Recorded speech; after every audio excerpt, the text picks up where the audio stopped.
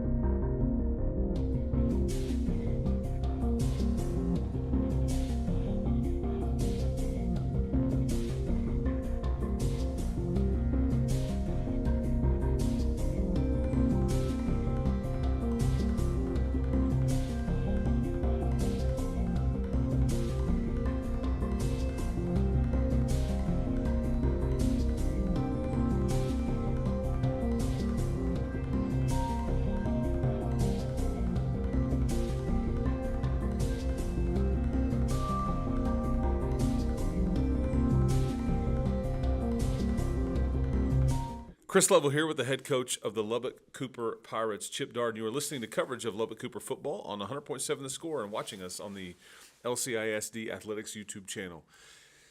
All right, Coach, Wichita Falls, here we are. Take me through, Aledo. I mean, easy task tonight, right? Yeah, they've won 4 of the last 5 state championships in our classification. They've won 25 games in a row, and just one of the best high school football programs ever. Probably one of the best high school athletic programs in the state of Texas. in history. So, yeah, I think it's a great opportunity. I think our kids are excited about the opportunity, but they also know what's in front of them and know that it's going to take a really good game. And that, I think they've had a good week.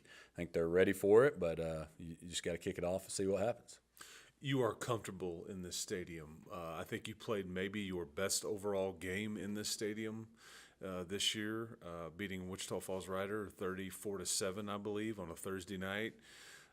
There's a reason why this was comfortable to you guys. Not that you are comfortable, but I think this was friendly confines, if you will. Yeah, our guys, we've been playing in this stadium every year since, I guess it was 2018, and so at least once a year and sometimes multiple times. So, yeah, we're comfortable there, used to the locker rooms and kind of the entire setup of it. So I think that makes it something that is not a distraction, and that's the biggest thing. All the football fields are the same, but there's no distraction on our end. So we're excited about that part of it. But wherever we're thankful to be playing, and so wherever we could get a field, we were going to be all on board. Do you have to play perfect tonight to win this game? No, not at all. We got to play well.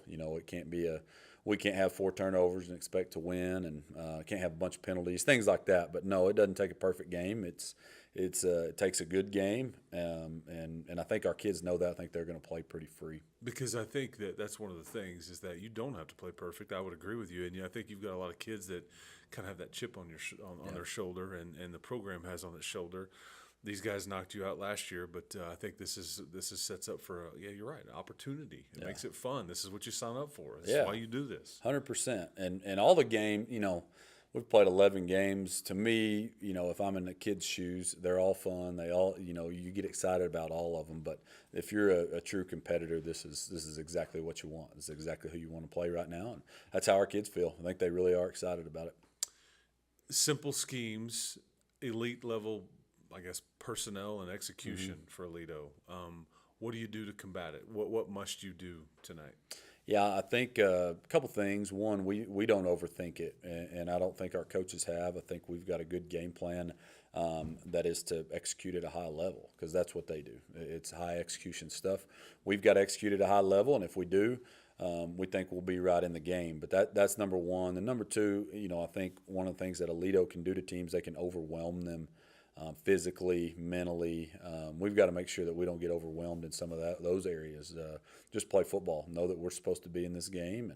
And, we kind of told the kids that a lot of what we've done, a lot of our preparation, a lot of our off season has been 100% for this game. And so this game gives us a chance to play another week, and that's the goal. So I think just a high execution game, a physical game. Don't let them overwhelm us physically, and I think that's where we're at. Do you have to worry about anybody on your team being worried about the logo and just playing the logo? I don't think so. Last year, I think there could have been some of that. Okay. Just guys that were new to playing them, and it's a different deal. There's an aura about them when they walk on the field, and I don't think so this year. I think our guys feel like they belong in this game, and that's not a disrespect to Aledo at all.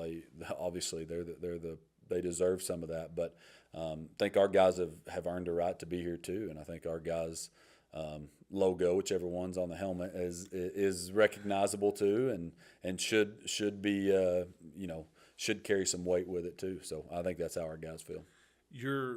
The option stuff that you put in, you started to kind of fiddle with this at some points last year.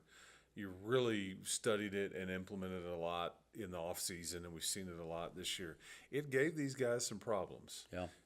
Is that not that you major in it, but you're going to show that quite a bit tonight and see if they can defend it? Is that fair to say? Yeah. Oh, yeah. We've got to do it. Our offense, when it's been the best, is when we've gotten the option going. If you look at the 2 games that we lost in non-district, we had a hard time getting it going, and that was early. We were figuring out tweaks and how to counter stuff. So, yes, that'll be a huge key. And, when we decided to go all in on it last year, we went in with a very small game plan of option against Aledo and ran for 300 yards. And on the bus ride home, I was sitting, and I don't even remember the 4 coaches that were near me, but we said, we're doing it. We're going all in on this, and it gives us the best chance. And so, yeah, I think we've got to. If we don't have much success with the option, it's probably a long night for us.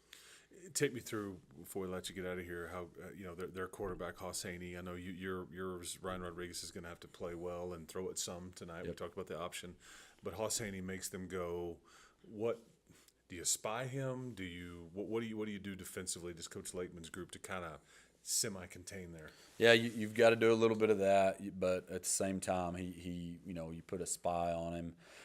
Then you don't get a pass rush, and they've got Division I receivers as well. And then if you rush, then you're not covering, and there's a lot to it. That's why it's a really good offense. But I think the biggest deal that Coach Lakeman's done is a simplified game plan. We've got some stuff that is geared to stop him or contain him, but at the same time, we need our kids playing fast. And thought last year maybe that was a little bit. We played a little slow. We're a lot of thinking, and we need to go play fast and go run to the football. And you got to know that he's going to make some plays. He's going to break a tackle. He's going to get out in space a little bit. We just got to contain it and not let those a 15-yard gain turn into 50 and try to make them drive the football. Man, it should be fun. This is what you guys do this for. It's a heck of an opportunity tonight, man. Good luck. Should be fun. Appreciate it, Chris. Yeah, there you go. There's Chip Darden right there. More coverage of Pirate football coming up on 100.7 The Score and the LCISD Athletics YouTube channel coming up next.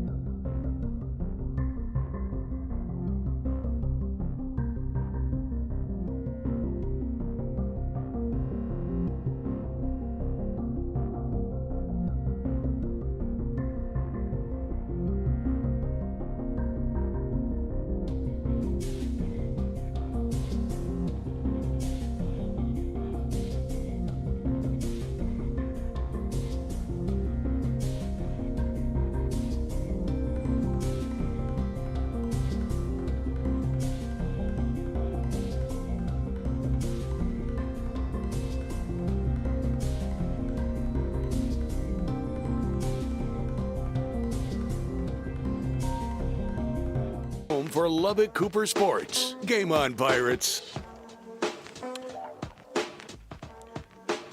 Welcome back to Memorial Stadium. Joe Golding Field. Aledo Bearcats about to play the Lubbock-Cooper Pirates. Aledo 11-0 overall on this season. Cooper Pirates 8-3. I'm Tommy Wood here with Taylor Peters and Chuck Darden. All right, area round of the playoffs. Coach, I'm going to let you talk a little bit about Hoss Haney and your connection to that family, because this is This is not the first time you've seen a Haney for sure. Well, I coached against his mom when she was at Cisco High School. I'm pretty sure that's right. And in basketball. And we played him in the regional semifinals. And, man, she was just a tremendous athlete, basketball player, but a tremendous track athlete. I don't know how many gold medals she won at the state track meet in various events, but she was one of all my years of coaching, she's one of the best female athletes that I ever coached against. And we did win the game, but, I had to throw that in. But I know that his father played football at TCU, so he's got some great bloodline, I guess, as far as athletics is concerned. And we know he's a tremendous player, tremendous quarterback, and we got a great challenge ahead of us containing him. But, his mom was something else. Well, and he's a four-star athlete, going to be going to TCU himself, and this is he's going to be one that the Cooper Pirate defense is definitely going to have to contain tonight. But this is a team that's got weapons everywhere. You being a coach, tell me a little bit about how do you focus on one player like him when you've got so many others that you've got to defend against? Well, you can't focus just on him in this situation because their running back can kill you, their receivers can get you.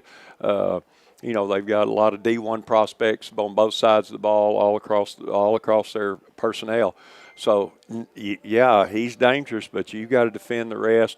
And I think that's the challenge of it when you get in the playoffs and you're playing this quality of team is that your team's going to be tested every snap. And I think the biggest key is players have to just concentrate on doing their job. I think Coach McGuire says you've got to have good eyes. In other words, you got to be paying attention to what you're supposed to be doing, because if you don't, then you get burned. So, secondary's going to get tested, D-line, offensive line, running backs, but Aledo's going to get tested too, Tommy. I'm going to tell you that because, just reversing that, they've got to stop Jaden Hibbler and our core of running backs. They've got to stop Deaver and Kennard and so on and so forth, and our defense is fast and physical. So they've got some challenges too, and let's see who plays the best. So, Taylor, let me come to you. Obviously, your coach, Drew Peters, he's the tight end coach. Give you a little bit of a sense of what it's like living in a coach household Aledo week versus what it's like the rest of the season. Well, I'll tell you what, and I'll give Drew some credit because he's not somebody who brings the game home too much. But because I'm on the broadcast, I feel like I'm always asking him questions. And so, he really has. He's felt confident so many times this year. And a lot of times he'll come home from practice and I'll say, well, how did it go today? How did Sam look, and how's Easton feeling, and how's the rest of the offense? And he'll say, well, they were good. And I'm like, Drew, I need a little bit more detail than that, actually. No, really though, I think that we've talked about it a little bit so far in this pregame show, but the coaches and then their level of confidence, and I asked Dustin Schulte, the co-offensive coordinator, yesterday, how's Ryan feeling? He said, Ryan has told me more times this week than any other week how confident he is in the game plan. And I think that when your players have that level of confidence in their ability to execute what the game plan is, I really think that just kind of allows you to be able to play at optimal speed and to be able to play to the best of your ability. And so and Coach said it, like there are so many threats going to be out there on the field tonight, really for both sides of the ball. But I'm really excited to see the way that Lubbock-Cooper is able to maybe operate that option here tonight. And we saw them kind of introduce it a bit last year in this same round of playoffs against this same team. And Chip has talked about just how they're really hopeful that they'll be able to come out and kind of execute that well tonight. So we'll see. Well, and I think a lot of the mystique of the Aledo Bearcats, really that might have been there in the first time or two these two teams have met, doesn't seem to be there if you're a Cooper Pirate. This is the third time these two teams have met in the last 5 years, and it is, as just as Coach Darden was talking to Chris Level in that interview, it is talking to him in that interview, that the thing about being intimidated by the logo is not the issue at all anymore. This is a Pirate team that comes ready to play tonight.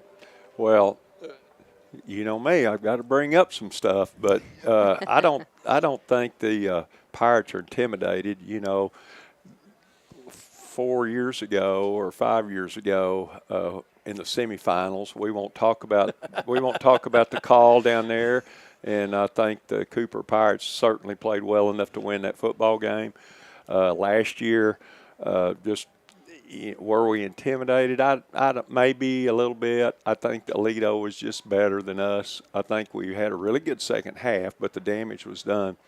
And this year, I don't think there's any intimidation. Now, I don't know how the game's going to turn out, but I don't think the Cooper Pirate football team this year is going to be afraid of anybody they play. That doesn't guarantee you a win, but I think it's going to be a real battle, Tommy.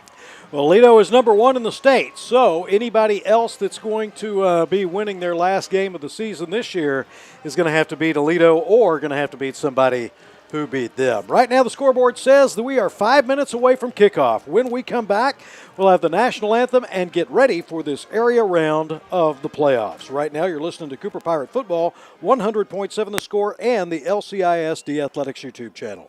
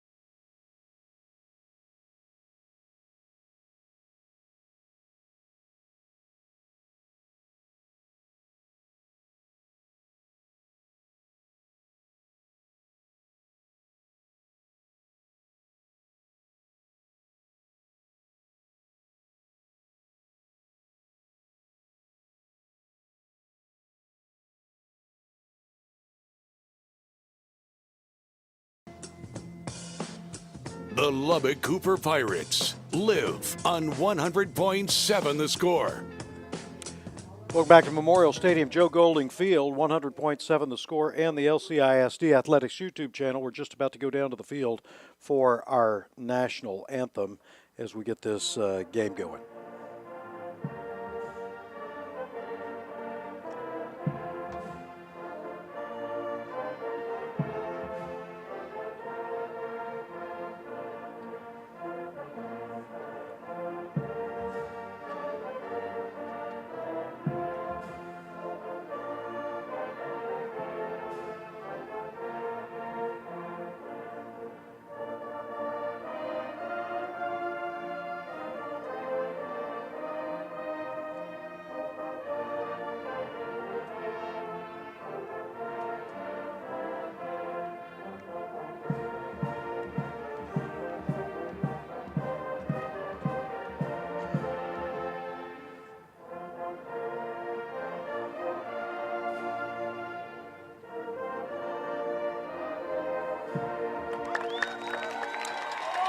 I want to take this opportunity to say thank you once again, as we do every week, to thank our veterans that are listening and watching here tonight.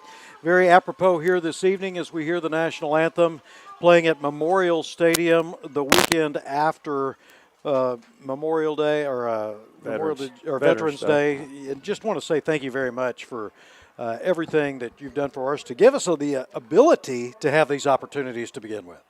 Well, that's exactly right, Tommy, and man, just to get to do fun stuff and the freedom that we enjoy in this country, and it was bought and paid for by our veterans, and just so thankful for the country we live in, and we all got to keep fighting for that freedom, Tommy.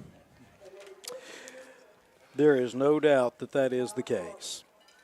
Right now, we have got the captains on the field. Cooper Pirates tonight wearing all black uniforms. They are the designated home team tonight. Pirates have won the toss. They've elected to defer, so the defense is going to have the opportunity to set the tone here tonight. Cooper Pirates will be kicking off from the north end zone. They'll be doing so. Aledo will be receiving from the south end zone.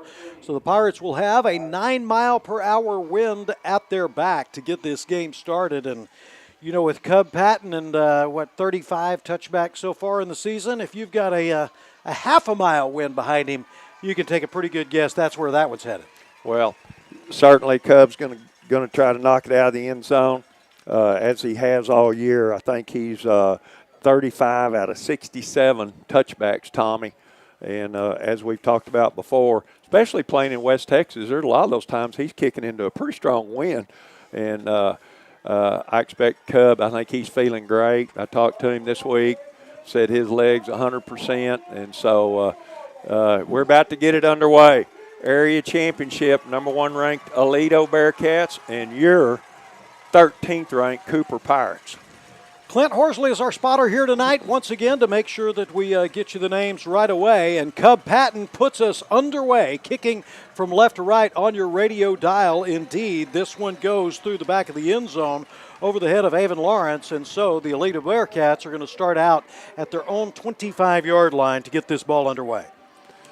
Well, every series will be big tonight, but boy, is that not the beauty of playing sports and football? Every play's big, every series big for both teams. Pirate defense, I think one of the big keys, they've got to be we need to be really great tacklers tonight.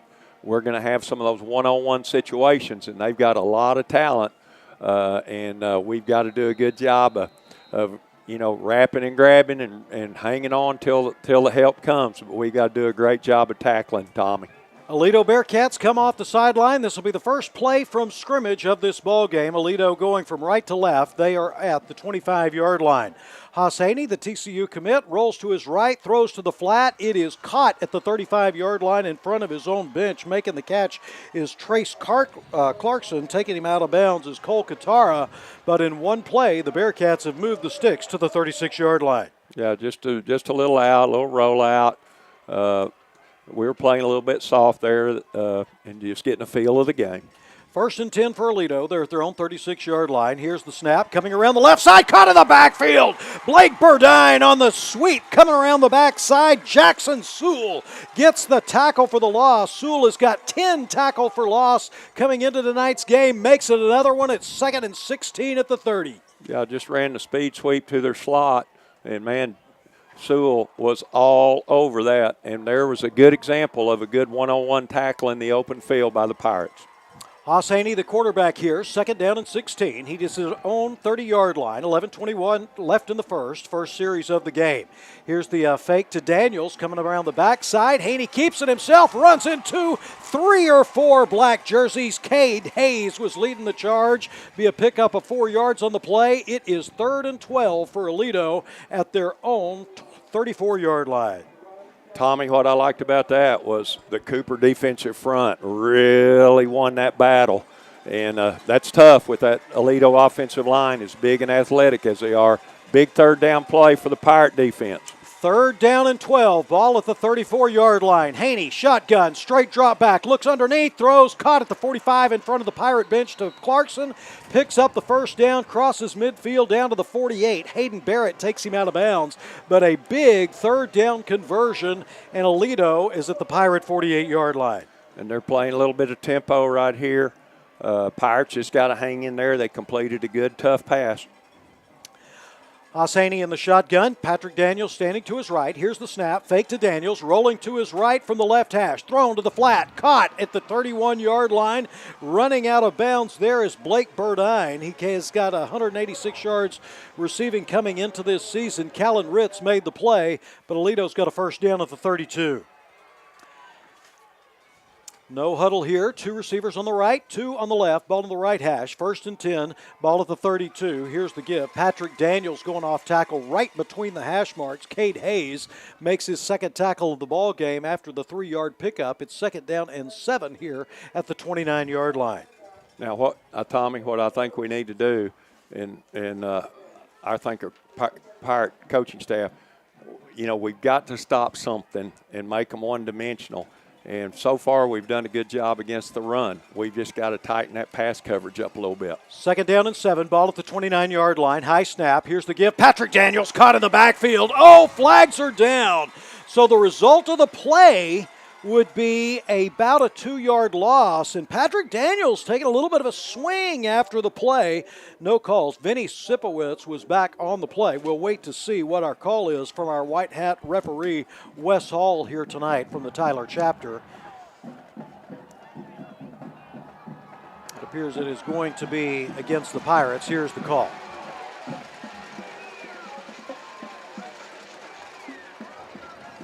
Personal foul. Face mask. Defense. Number 51. 15 yards. Automatic. First down. Oh, wow. 15-yard penalty is going to nullify the tackle for a loss, and that is going to give Aledo the ball at the 14-yard line of the Pirates. 9:55 left in the first period. No score. This is the first drive of this ball game. Area round of the playoffs. Ball just inside the left hash for Aledo. First and 10. They're at the 15-yard line of the Pirates. Haney takes the snap. Drops back, pressure, throws underneath on the screen, overthrows Patrick Daniels and almost intercepted. Hudson Cross really had more of an opportunity than anybody else on the field. Falls incomplete. It's second down and 10 at the 15. Wow, I think if Hudson, I know he was covering that receiver and eyeing that receiver. I think if he just looks and finds the ball, he makes that catch because it nearly hit him. Good defensive play by Hudson. Haney in the shotgun, second down and 10. Ball at the 15-yard line of the Pirates. Here's the fake, inside.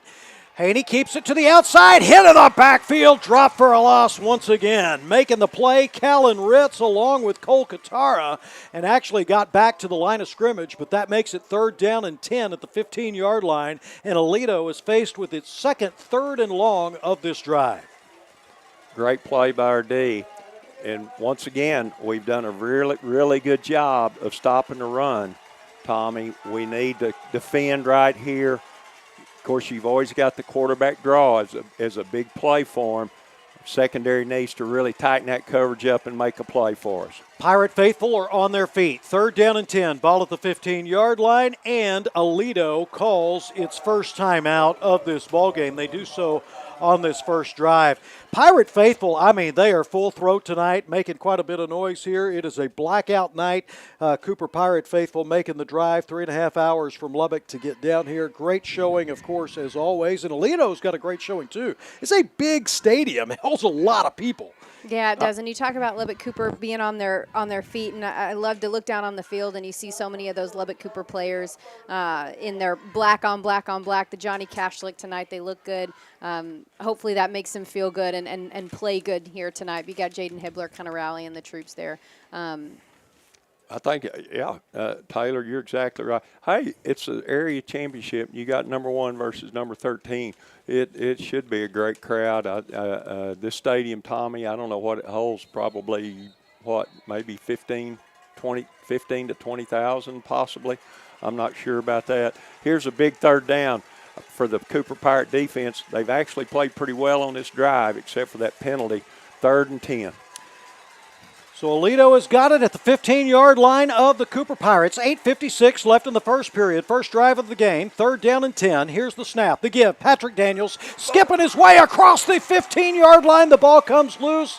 He gets it back, but he only picks up about 3 yards on the play down to the 12-yard line. Cole Stanzioni, the leading tackler on this team, brings him to the carpet. It is 4th down and 7 at the 12. And they're going for it. No kick. They have not brought their kicking team in. Aledo, very confident in their offense. They're going right here. Big 4th down and 7, 12-yard line. Aledo going for it. Area round to the playoffs. Straight drop back as Haney throws to the right side. Caught at the 4-yard line. Needed to get to the 5, and he got to the 4. Just a great route there. Tyson Timms on the reception, knowing exactly where the sticks are. Cole Katara comes over to make the play. Aledo has got 1st and goal at the 4. Well, just a good pass and catch. That's all you can say. Just ran it out. Cole was there. Just didn't quite make the play in time. But, hey, they're not in yet, and the Pirate defense is playing good. Need to bow up right here and keep them out of the end zone. 8:17 left in the first. Haney comes up under center this time. It's Guillory coming around the right side. He is make it Jake Gillespie coming around the right side. Cole Katara comes up to make the tackle right at the 4-yard line to make it 2nd down and goal. Pirates playing the run really tough right now. Just got to hang in here. Good drive by Aledo. Pirates need to stop. Need to hold them out of the end zone. 2nd down and goal. Ball at the 4-yard line. This is going to be the Wildcat formation, and coming around the left side is Devon Keys. He picks up his 6th touchdown of this season. Keys, the middle linebacker, we'll be talking an awful lot more about him when the Aledo Bearcats are on defense, but this time he just runs around the left side to get into the end zone and give Aledo the first score of this ball game with 7:41 left in the first. Well, a good drive by Aledo. They converted 2 third downs and a 4th down and a 15-yard face mask penalty, kept a drive alive.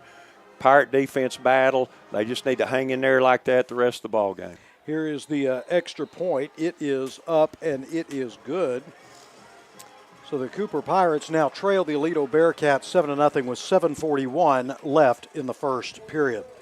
Attention football fanatics, don't miss out on the opportunity to be a part of Texas football history where dreams are realized, legends are born, and where unforgettable moments unfold before your very eyes. Mark your calendars for the UIL State Football Championships, December 13 to 16 at AT&T Stadium in Arlington, Texas, where the best teams from 6-man to 6A leave it on the field in the hopes of being named champion.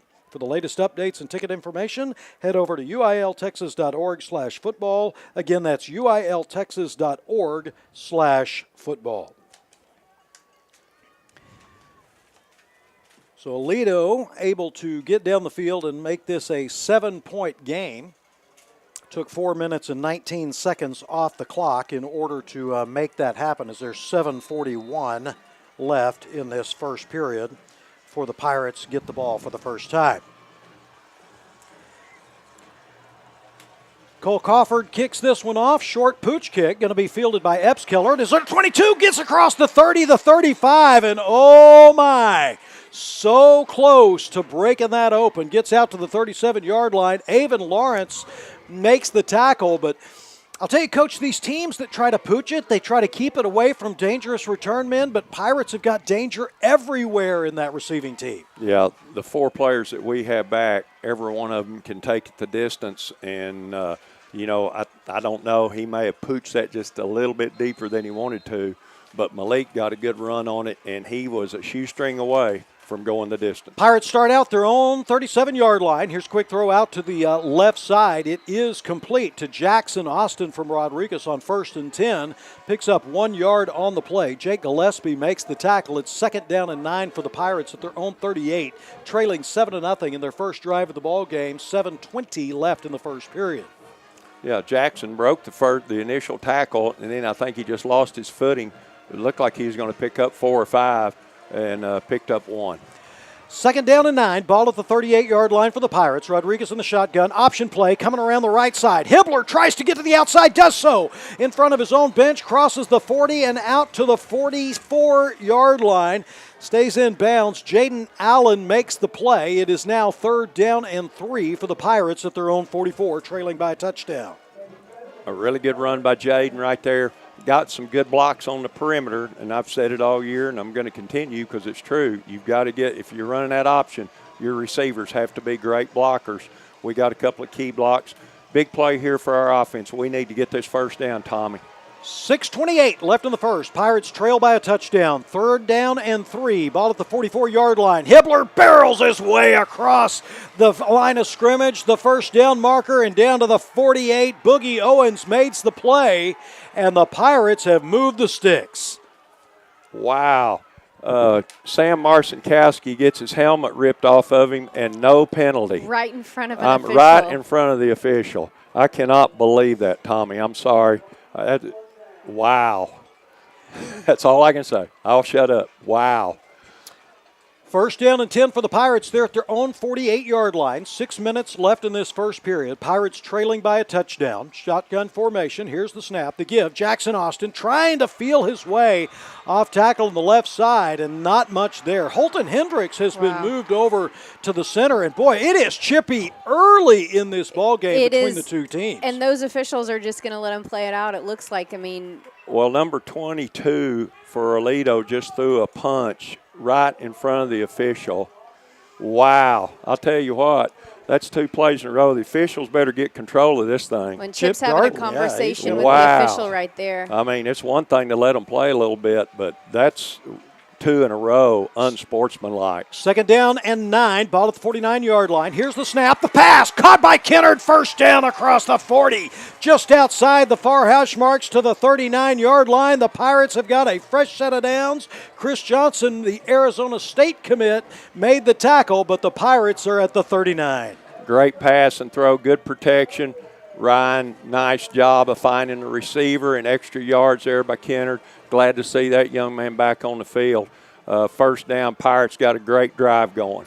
Pirates are at the 39-yard line of Aledo. 4:52 left in the first period. Pirates trail 7-0. Their first possession of the night. 2 receivers on the right side.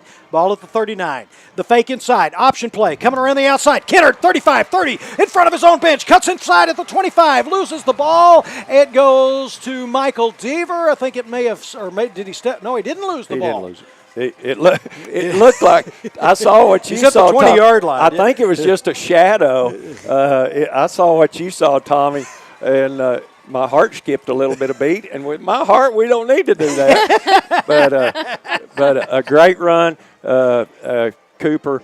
I'll tell you what, Cooper offensive front is battling like crazy right now. 4 minutes, 20 seconds left in this first quarter. Cooper Pirates trail by a touchdown, but driving. They're at the 20-yard line.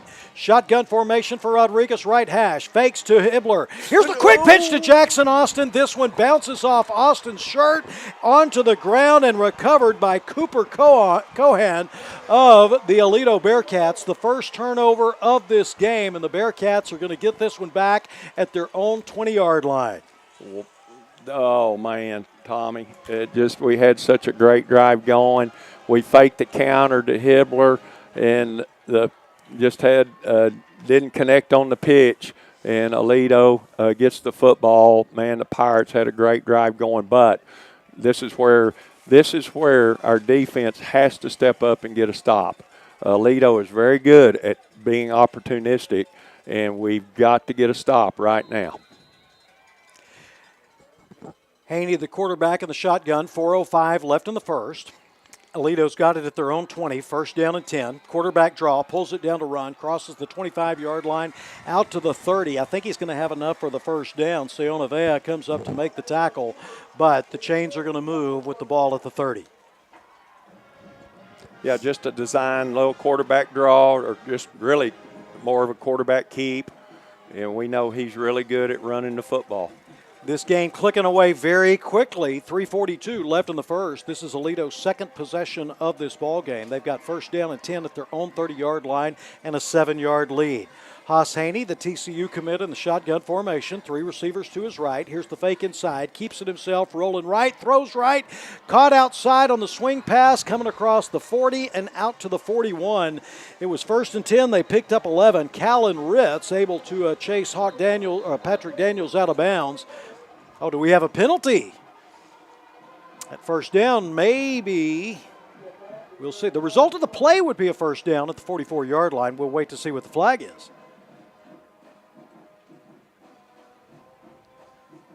Officials still discussing. Here's our white hat, Wes Hall. Ineligible downfield. Offense, number 77. 5 yards. Still first down. So the first down is nullified.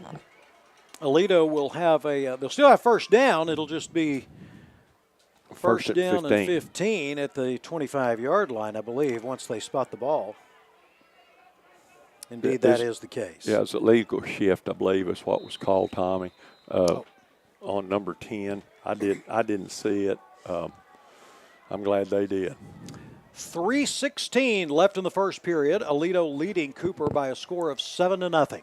Haas Haney on the left hash mark, going from right to left. Shotgun formation. Patrick Daniels standing to his right, I should say.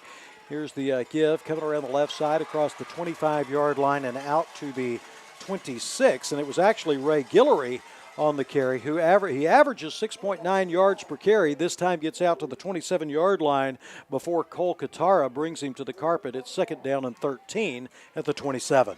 Good open field tackle by Cole. And once again, we're going to have to make a lot of those. Defensive front, I really like what we're doing. We're battling up front, Tommy, and I don't know if we're controlling it, but they're not either. 2nd down and 13. Ball at the 27-yard line for Aledo. Play action pass. Haney's got black jerseys in his face. Pulls it down. Running for his life to the right side. Crosses the 25-30. Tight ropes his own sideline to get out to the 31-yard line. So, boy, it looked like he was going to be caught for a loss. He turns it into a 3-yard gain. Stanzioni took him out of bounds to make it 3rd down and 9. I think right before we got the sack, he showed a little pump fake, and you know, it's hard for a defender that's so close, and we kind of went up with it and gave him a little room to run. And you saw his speed. He reminded me of his mom right there. He got great speed. 3rd down and 9. Ball at the 31-yard line. Aledo going from right to left. They're at their own 31. 2:18 left in the first. 1 touchdown lead. The throw. It is caught by Patrick Daniels across midfield and out to the 48-yard line. Hayden Barrett makes the play, but that one just so close to being intercepted. Just the ball thrown exactly where it had to be. Yeah, Hayden, man, I thought he was going to get a hand on it. 1st down and 10 for Aledo. They're at the 48-yard line of the Pirates. Here's Haney, takes the snap, fakes inside, running around to his left in front of the Pirate bench, crosses the 45, stiff arms Stanzioni, and then goes out of bounds at the Pirate bench at the 41-yard line. A pickup of 7 yards on the play makes it 2nd down and 3.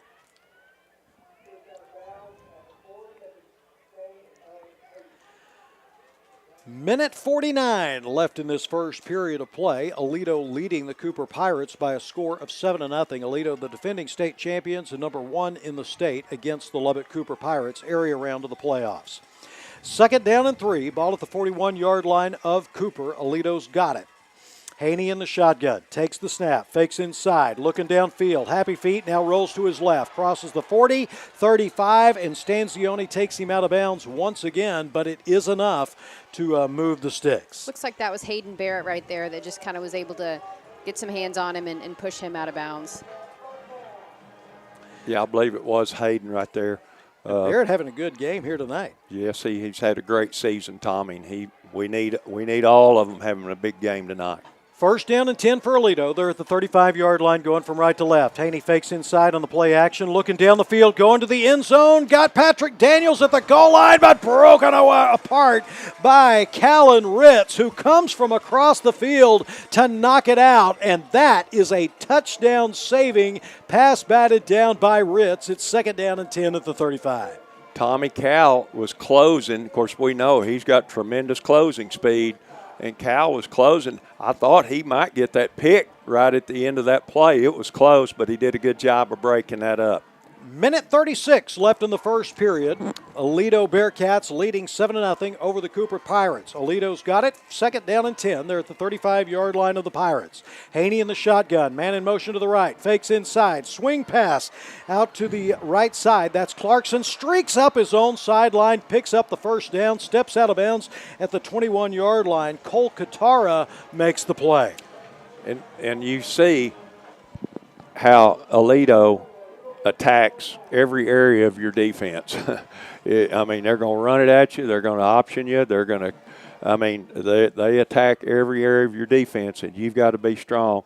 Cooper defense can't get tired tonight. They've got to keep playing and playing hard, and we got to get a stop here. Pistol formation, first down and 10. Ball at the 21-yard line for Aledo. Here's the give. Straight up the middle is Guillory, and he had a path. Crosses the 10-yard line all the way down to the 5 before Hayden Barrett makes the play. It's first down and goal at the 5-yard line, and Guillory, who is another Power 5 recruit, showing his speed. Yeah, Aledo, last 3 plays, they went deep to the end zone, swing pass, and then hand it off right up the middle. And they're very effective with all of them. Cooper Pirates just got to keep playing, hanging in there, and we're going to be all right. Aledo's got first down and goal. They're at the 5-yard line. It's going to be the pistol formation once again. Devon Keys takes it off tackle on the right side. He's already scored a touchdown on the left. This time he gets one on the right side. The middle linebacker once again has scored from deep in Pirate territory, giving the Bearcats a 13-0 lead with 51 seconds left in this first period prior to the extra point attempt. So Logan Franzo lining up to kick the extra point. He made his first one, trying to give Aledo a 14-0 lead. Here's the snap. Ball is down. Kick is up, and it is good. Aledo now leads 14-0 with 51 seconds left in this first period of play. This drive wound up taking 3 minutes 90 seconds. So this is Aledo's had drives of 75 yards. This one was an 80-yard drive. Of course, the Cooper Pirates had a great drive of their own, getting all the way down to the 20-yard line before having some missed ball handling on the option play that allowed Aledo to have the ball that last series. Well, Tommy, and we talked about it during the pregame. We cannot have turnovers, and we turned it over. And it was 7 more points. Now, we're down 14-0. We need to settle in, and offense needed to do just what they were doing in the previous drive and take it down and put it in the end zone on them. Let's get back in this ball game, and I think we will. But, you can't make mistakes like that. And, Aledo's just they're good, and when you do that, you're just giving them another opportunity. So Aledo getting ready to kick this one off. The left-footed kicker has the pooch kick once again. This time we got the throwback going to the other side from S. Keller. This is Ritz. Yes. Ritz comes out to the crossing the 40-yard line, out to the 41. Coach, we've been looking for that play all season long, and the Pirates are going to have good field position right at the 40-yard line.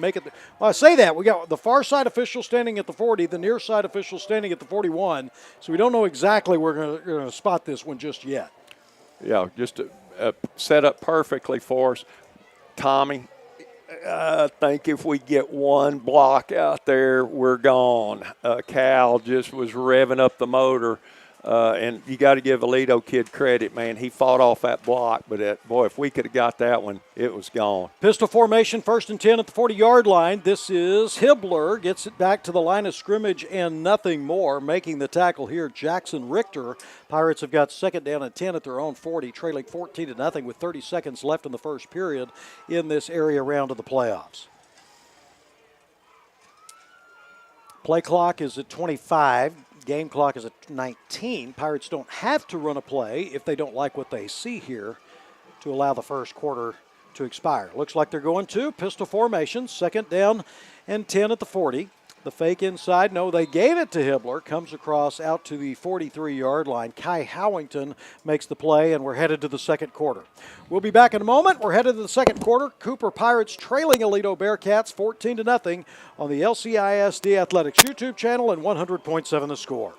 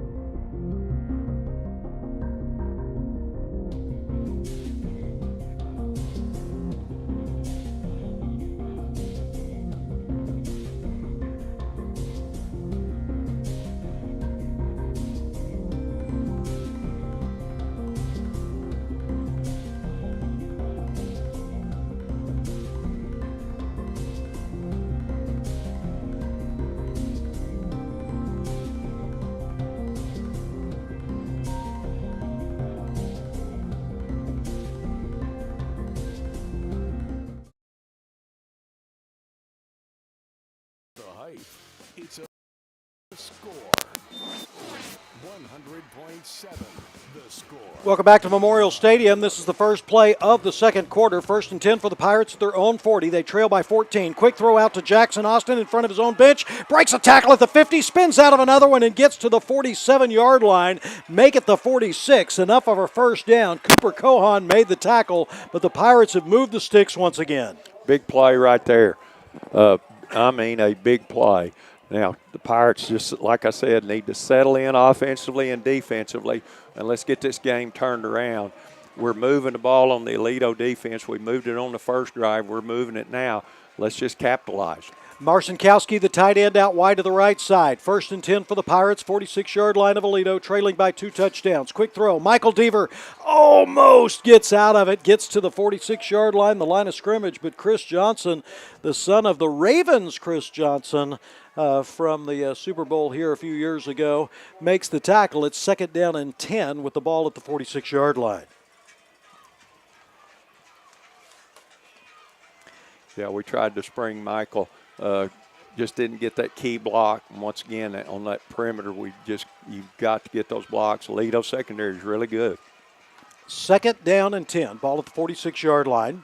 Shotgun formation. Jackson Austin goes in motion. Here's the give. Hibbler got room on the left. 40, 35, 30. Cuts back inside 25 and down to the 19-yard line. A big run from Hibbler moving the sticks. Jake Gillespie makes the play, but the Pirates have got a fresh set of downs, trailing by 14 with 10:41 left in the half. Great play. We hit Hibbler on the counter, and there was nobody there. And fortunately for Aledo, safety made a great open field tackle, or we just put 7 on the board. We had it down here we're on the 19. We had it on their 20 last time, and now we need to capitalize on this drive. 10:20 left in the half. Pirates trail by 2 touchdowns. 2 receivers on the left side, or on the right side. Austin goes in motion. Here's the run coming around the left side. Nobody to pitch to. Rodriguez pulls it down, spins across the 20-yard line out to the 18. Kai Howington makes the tackle right at the 18. I'll tell you what, Rodriguez, a great job there. The spacing wasn't what he was expecting, and he just used his head, pulled it down, and made something happen out of nothing to the 18. And we just watched Ryan Rodriguez become a more confident, more secure, more smart player, and that's what you need to see from a quarterback that's operating this option the way that they're expecting him to. So, yeah, really great play there by Ryan. Sophomore quarterback playing against 15-year-olds last year. On 2nd down and 9 to give. Hibbler, all kinds of room. 10-5 and down to the 3-yard line. Make it the 2. Oh, they'll spot it at the 1. Jake Gillespie makes the tackle. I think the Pirates got a great spot there, or maybe Hibbler just rolled across Gillespie to get down to the 1, but the Pirates just opened things up for him. Great run there by Hibbler. I'll tell you, Tommy, I'm just going to say this. The officials had better get control of this football game with the extracurriculars that they're allowing, because if not, this is going to get out of hand, and you're going to get some players hurt. 1st down and goal for the Pirates. Pistol formation. Ball's at the 1-yard line. Pirates trying to pull within a point, or a touchdown, I should say. Hibbler stretches that ball across the goal line. The Pirates have pulled within 7. This has been the Pirates' first drive. Remember, got all the way down to the 20 before putting the ball on the ground. Pirates have not had a problem moving the ball against this Aledo defense tonight, Coach. No, they haven't. We put 2 good drives together. Unfortunately, we turned it over, and we can't do that anymore. But a great drive, a great answering drive. We went down 14-0, and a lot of teams right there, start playing outside themselves. We caught another good drive. Cub Patton, the kicker, remains perfect on this season with his extra points. It's up and good. Pirates lead 14-7, 8:58 left in the half, and the Pirate faithful back up on their feet. And this, it has gotten electric once again. Well, Tommy, I need to quit talking about the turnover because everybody's tired of me talking about it. But if we don't do that, we may be up 14-7 at this time. But we're going to fight back in this game. I promise you this. And folks, I won't say anything about the officials, but there's a lot of extracurricular going on the field after plays that these referees have got to clean up, or somebody's going to get hurt out here. I mean, it's very visible right now. With 8:58 left in this first half, Cooper Pirates have just scored their first touchdown of this area-wide playoff game. Winner of this one getting to play next week. They'll play the winner of this game will play the winner of Amarillo High, who is playing Red Oak tomorrow. Oh, pooch kick, short one. It's an outsider. Do the Pirates have it? They do. The Pirates have gotten it. The Pirates have got it at the 25-yard line. Who is it that got this fumble recovery? I'm looking to see who it is, and oh my goodness, Kyler McDowell gives the Pirates a short field, and Big Mo at the 28. Wow. I'll tell you what a call right there. That shocked everybody in the stadium, including me. Great call by the Cooper staff, and that pooch Cub could not have hit it any better. Absolutely. And first down, Pirates. Let's go tie this ball game up. So the Pirates have got a short field. They trail by a touchdown at the 28-yard line. Shotgun formation here. Rodriguez going from right to left. One receiver on the left, one on the right. Out Marsikowski at the flanker on the left side. Here's the fake inside. Quick pitch. Jackson Austin going down the right hash. 25 skips to the outside. Still fighting across the 20-yard line. Down to the 19. The Pirates have got second down and 2. Jackson making the tackle here. Talon Foreman making the play. It's second down and 2 when they spot it at the 20. Let me tell you, man, I believe that was Hudson Hamilton down there. I mean, he got on that block and stayed on it. Super job there by Hudson, pulling and leading that option. Nice run by Austin. Branson Carlisle checks into the game. He is the north-south runner. He'll be standing up as the up back just to the right of Rodriguez. Hibbler standing behind him. Second down and 2. Ball at the 20-yard line. Pirates trying to get this game tied. Turnaround, quick give. Hibbler tries to hop over the offensive line. Doesn't do it. He loses a yard on the play to go back to the 21-yard line. Carson Dempsey makes the play. It's third down and 3 for the Pirates at the 21. Yeah, Aledo front just won that battle in, no doubt about it. We tried just a quick snap to Jaden. Absolutely nothing there. Third and Tommy, what do you say, about 2? And don't be surprised if we're in 4-down territory. Cash Truby checking into the ball game for the Pirates. It's third down and 2. Ball's at the 20-yard line. 7:32 left in the first half. Pirates are trailing 14-7. Rodriguez in the shotgun. 2 receivers on the left. Sends one in motion. The give to Hibbler, breaks it across the 10. Dances away across the 5. Breaks to the outside. Touchdown, and the Pirates are within 1 of tying this game with 7:17 left in the first half. Woo!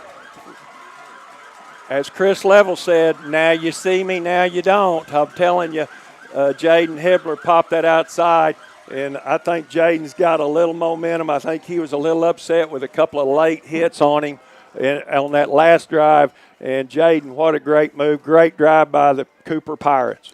Cub Patton ready to tack on the extra point. It's up, it's good. We are tied at 14. Area round of the playoffs. Cooper Pirates playing against the number 1 rated Aledo Bearcats, and this one has been a barn burner. Coach, you were talking about that onside kick surprising you. Pirates have not had an unexpected onside kick this entire season that I can recall. No, they hadn't, and I really think that was more of a little pooch onside that was executed perfectly by our kickoff team and Cub Patton. I mean, he laid that in that open spot, and actually that ball bounced around a little bit, and we came up with it. That was a great play, and then a great answering drive right there.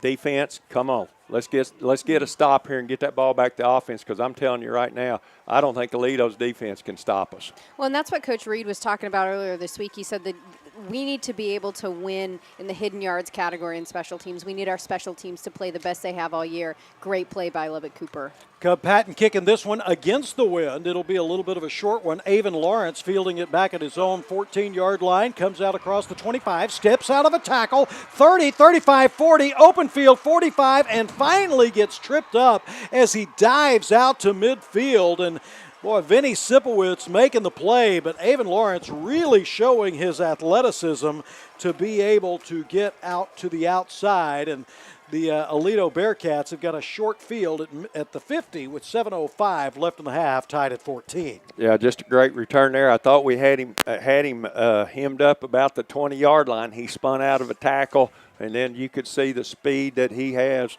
on the field. And, man, I'll tell you, Vinny, that was a great tackle because if he doesn't make it, he's gone. Aledo Bearcats have not lost a game this season. First down and 10. They're at midfield. 7:05 left in the half, tied at 14. Hosseini fakes inside, throws to the outside. Caught by Clarkson, and meet Mr. Katara at the 46-yard line. It's a pickup of 4 yards on the play, but Katara got the better end of it. He has got the Cooper crowd electrified at the 46. Big hit by Cole. And number 11 does stay in the game. Look a little bit shaken up. Looks like he's all right. Second down and 6. Ball to the 46-yard line. The give. Patrick Daniels coming around the left side. Goes outside the numbers in front of his bench. Picks up the 6 yards plus. An extra 3 to get down to the 37-yard line. Callan Ritz driving him out of bounds. And Aledo has got a first down at the Cooper Pirate 37-yard line. And, Tommy, you see how important it is for our defense to set that edge because Aledo's got great speed, and if they get that edge, they're going to turn it into a big play. Area round to the playoffs. 6.5 minutes left in this first half. Tied at 14. Aledo's got it. First and 10 at their own 37. Tunnel screen underneath, coming back across the 30-yard line out to the 29. So after Cade Hayes makes the play with Hayden Barrett, it is second down and 2 here for Aledo at the 29-yard line. Real good play right there by Aledo. Ran the slip screen underneath, and their big left tackle, he got out just like Hudson did for us. He got out there and really put a big block on us to spring that for a 9-yard gain. Aledo has second down and 2. The ball's at the 29-yard line of the Cooper Pirates. 5:57 left in the half, tied at 14. Hosseini in the shotgun. 3 receivers on the right side. Quarterback draw. Pulls it down to run. 25-20. He's going to score. 10-5. And Hosseini, the TCU-bound streakster, the 4-star recruit, gets into the end zone. His first touchdown of the night. This one from 29 yards out. And the Cooper Pirates now trail 20-14 prior to the extra point attempt. Well, just a great player there. And, of course, he's got absolutely tremendous speed, just like having a really, really good running back at quarterback. And they answer the Cooper touchdown with a touchdown of their own. Colton McCoy, the holder here, as Logan DeFrenzo gets ready to attempt the extra point. It is up and it is good. So the Bearcats take the lead for the second time here tonight, 21-14 with 5:47 left in the half. Winner of this one going to get to play next week against the winner of a game that will be played tomorrow between Amarillo High and Red Oak, I believe. Red Is Oak, that right? yes. Well, and Tommy, our defense doesn't need to get down. They've actually, I think, battled. Now, that drive, Aledo's, we didn't get them in any second and long and third and long situations. And we did the first 2 drives, and Aledo was able to make plays. Defense just got to regroup, keep being physical, and get us a stop or 2. And now our offense, this may need to be a shootout, and we need to answer that with a drive right here before half. Let's see if we can tie this thing up and we get the second half kickoff. So this is a big drive for our offense. That drive for Aledo went 50 yards, taking 1 minute and 18 seconds off the clock before Hosseini's 29-yard touchdown run gives the Aledo Bearcats the lead 21-14, area round of the playoffs. 5:47 left in this first half of play as Aledo kicks off from left to right. It's going to be the long kick. Deaver will field it back at his own 5-yard line. Comes right between the hashes, out across the 15. Tries to cut to the outside. Gets just outside the hashes, but no more. He goes down at the hands of Cameron McCoy Burnside. And the Pirates will have first and 10 at their own 17-yard line. Boy, that's just great coverage by Aledo there. Michael trying to make a play, tried to cut it back to his right, and there was nothing there. So the Cooper Pirate offense coming back onto the field. They're at their own 17-yard line. 5:41 left in the half. Pirates trailing 21-14. Each team that's had the ball tonight has scored on that drive, save Cooper's first drive of the night when they lost the ball at the 20. Right now, Pirates have got it at the 17-yard line. Quick pitch out to the left side. Hibbler missed it. Jumps back to the inside. Causes the defender to miss as Hibbler comes out to the 19. Devon Keys comes up to make the play, but Hibbler getting out to the 19, and we've got second down and 8 with an official timeout on the field. 5:27 left in this first half with the Cooper Pirates trailing 14-21. With the official timeout on the field, this is going to give the Pirates a little bit of time here to catch their breath. This has been a very fast-paced game so far. It has been. Both teams moving the ball pretty much at will. And I think Jaden's got a little bit of a cramp there and trying to get him stretched out a little bit. So we got a little bit of stop and play. Couple of Pirates are walking off to the sideline. Yeah, looks like Mekhi Garman's going to take a breath for a second. Mekhi needs a little break. I think he walked off on his own power mostly, so I think certainly hope both those young men are in good shape. Second down and a long 8, Tommy. Yep, second down and 8 with the Pirates. They're at their own 19-yard line. 5:14 left in the half. Pirates trailing 14-21 to Aledo, area round of the playoffs. Marcinkowski goes in motion from right to left. Here's the give inside. Carlisle lowers his shoulder, bangs his way across the 20 out to the 21-yard line. And Branson Carlisle, he is a wrecking ball coming through when he gets going downhill. Douglas Sanders made the tackle, but he paid the price. It's third down and 7 at the 21. Yeah, just Aledo won that battle right there. Really good job by Carlisle of picking up about 3 more. Third and 6, big play. Man, the Pirates need to move the chains. Third down and looks like a long 6, short 7. Oh, Rodriguez goes back to pass and has his leg go out from under him. He throws the ball away and is able to avoid the sack. So a great heady play. He can feel himself going down and has the presence of mind to throw it away rather than accept the sacks. But the Pirates are still going to have to punt it away with 4:24 left in the half, trailing by 7. Yeah, Ryan was just getting, just planted and just lost his footing right there and went down and did do a good job of just throwing it away. And glad he's okay. Those non-contact deals where you fall on the turf, that is a scary thing. Gillespie calls for a fair catch for Aledo back at his own 45-yard line on the left hash. That is where Aledo is going to take over. They lead by 7 over the Cooper Pirates with 4:19 left in the half. Well, Tommy, we need to stop. Our defense, it seemed like they played really – I thought they played good the first 2 drives, even though Aledo put 2 touchdowns on us. And we need to get back and get them in a second and third long situations and make a big play. So Aledo is going to have another short field. They started their last drive at the 50-yard line. This time they'll start at their own 45. They lead 21-14, 4:18 left in the half. Haney, the quick give inside. This is Guillory, all kinds of room. First down across the 30, 25, and all the way down to the 20-yard line. They'll actually say the 19. Making the play was Callan Ritz, but Guillory, who averaged 6.9 yards per carry, a big run down to the 19, moving the chains. Well, he didn't play last week, and you can see why Aledo has rested him. He's a tremendous player. First down and 10, ball at the 21-yard line. This is Hoss Haney keeping it himself, coming around the left side, crosses the 15-yard line, then is knocked out of bounds right at the 13 by Sipowicz. It's second down and 4 at the 13. Aledo not doing anything fancy.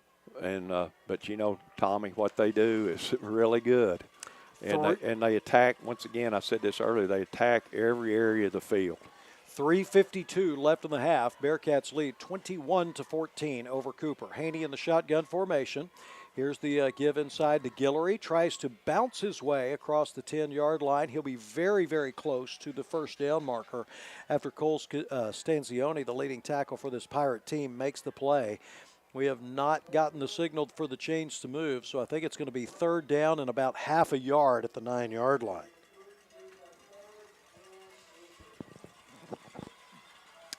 Big third down here. Certainly watch quarterback keeper. Or have they gone Wildcat? They are. Keys, each time they've done it, he has scored. Comes at this one on third down and half a yard at the 9. He'll pick up the first down out to the 7-yard line. Sionavea made the tackle, but Keys has moved the sticks. It's first down and goal for Aledo at the 7.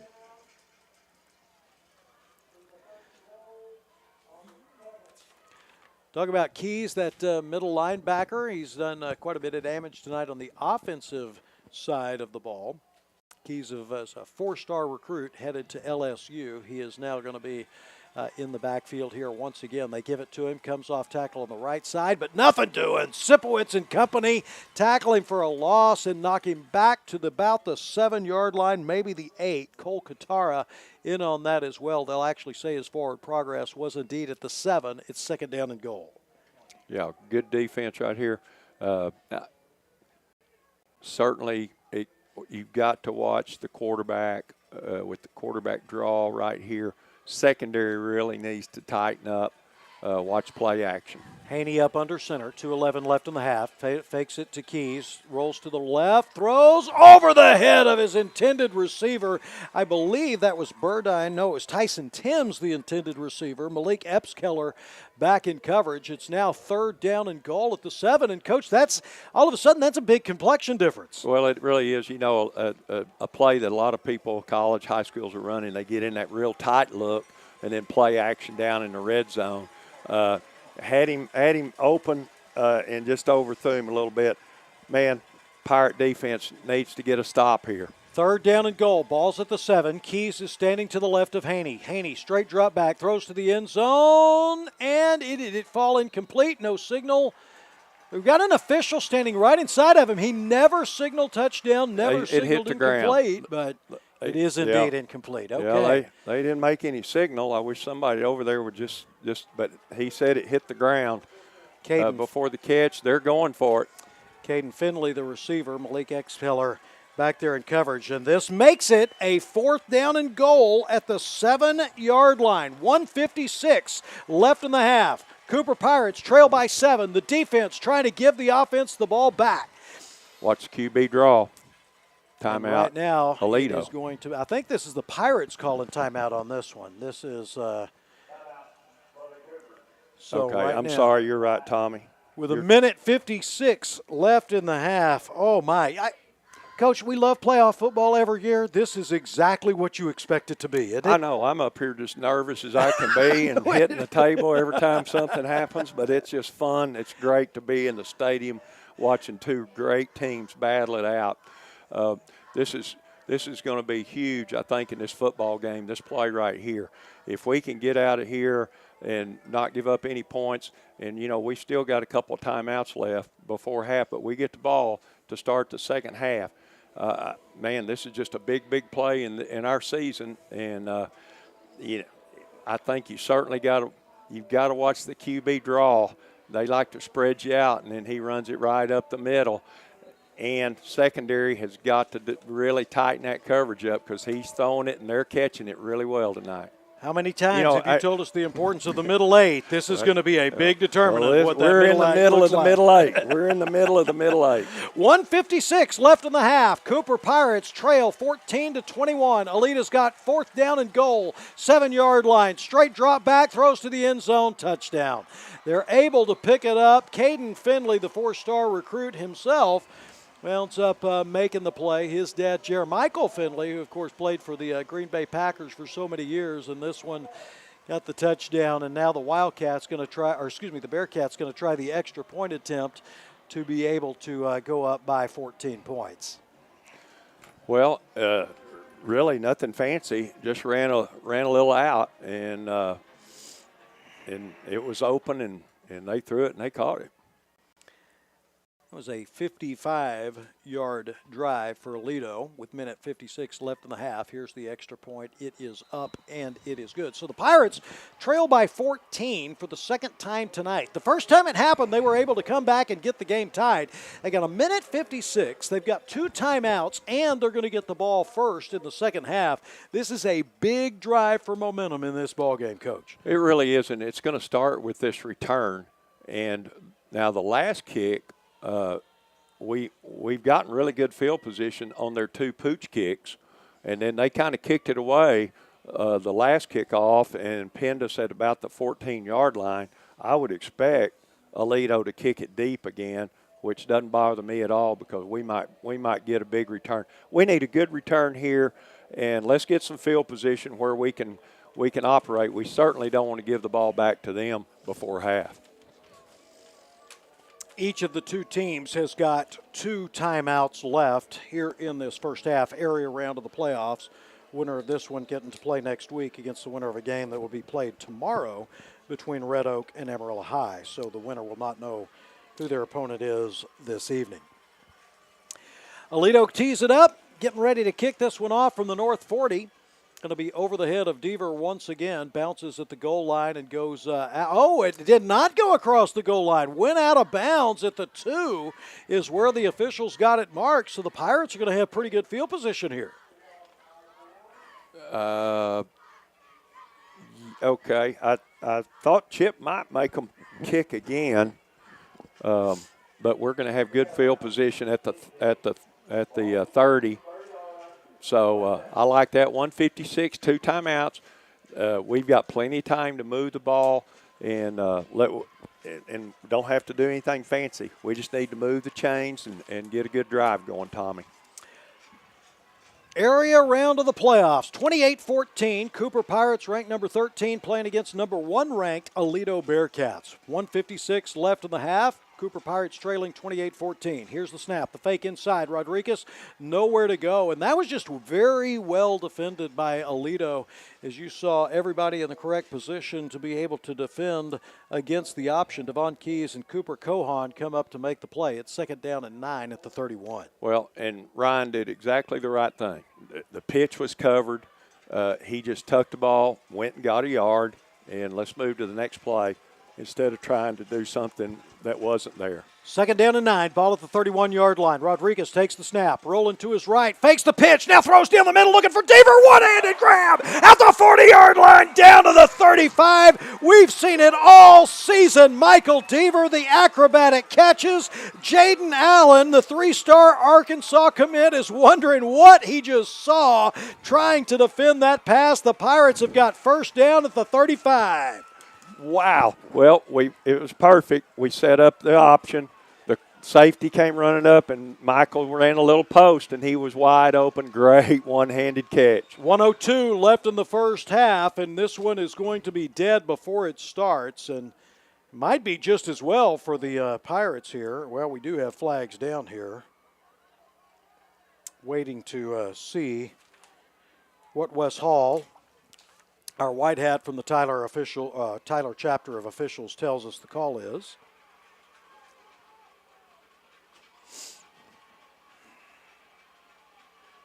What's the call? Still waiting.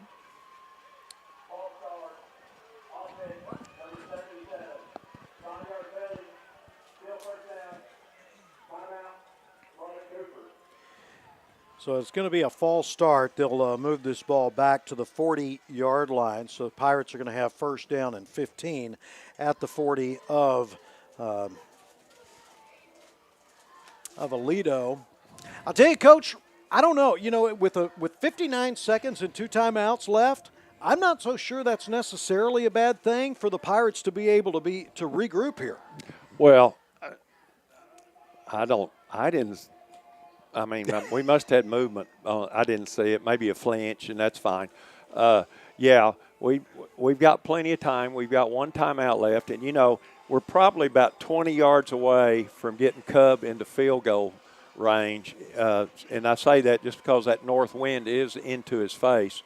And the thing we don't want to do is make a mistake here, Tommy. We just need to run a good play right here. First down and 15. Ball at the 40-yard line. Rodriguez back, throws out to the left side. Kennard goes back to the inside, across out to the hash marks, crosses the 35 and out to the 31-yard line. Boogie Owens makes the play at the 31. It's second down and 6.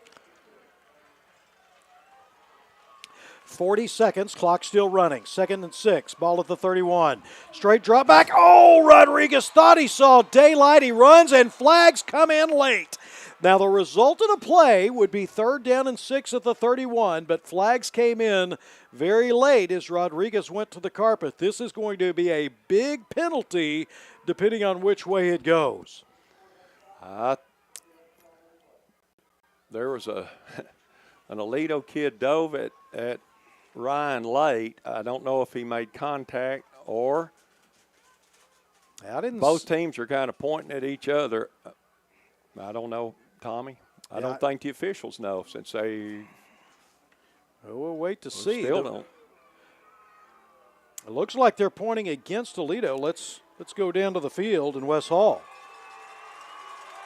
Yeah, it is. Hands to the face. Well, we've got 31 seconds and one timeout. Now, the dangerous part is that Aledo secondary really closes fast. You've got to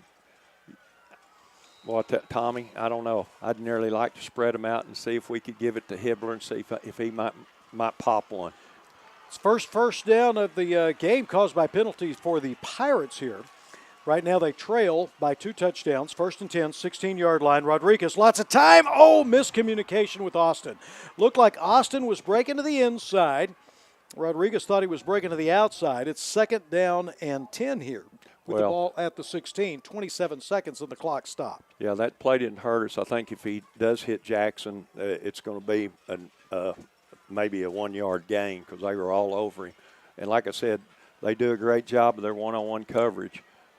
And this way you got to preserve your timeout, too. You got to preserve your timeout. We need to give Ryan some time here. Let's see if he can find somebody. Second down and 10, ball at the 16-yard line. Pirates trail by 2 touchdowns. 27 seconds left in the first half. Rodriguez takes the snap. The give, Hibbler right into the teeth of the defense. And Keys makes the tackle for a loss.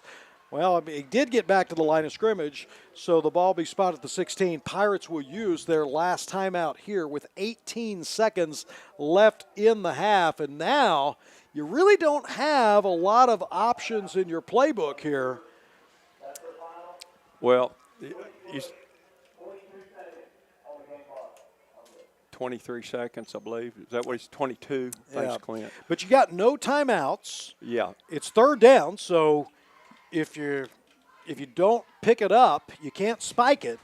This is one of those that the field goal team has got to be ready to get out there in a hurry unless they can get an incompletion or get out of bounds. Or touchdown. We'll take that too. Well, I think the first thing, Dallas Cowboys, the worst thing you can do is take a sack. I mean, a sack's probably going to end the half. We might could get our field goal team out there in time. So Ryan's got to know. I got to look. And I think you throw it deep in the end zone, Tommy, without any timeouts. Although, if you get the first down, you probably got time to spike it. But I think I think you try to throw it. I think you try to throw one up right here.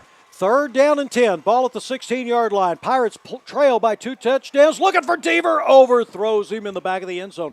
Deaver had gotten behind the defender, Chris Johnson, as it falls incomplete.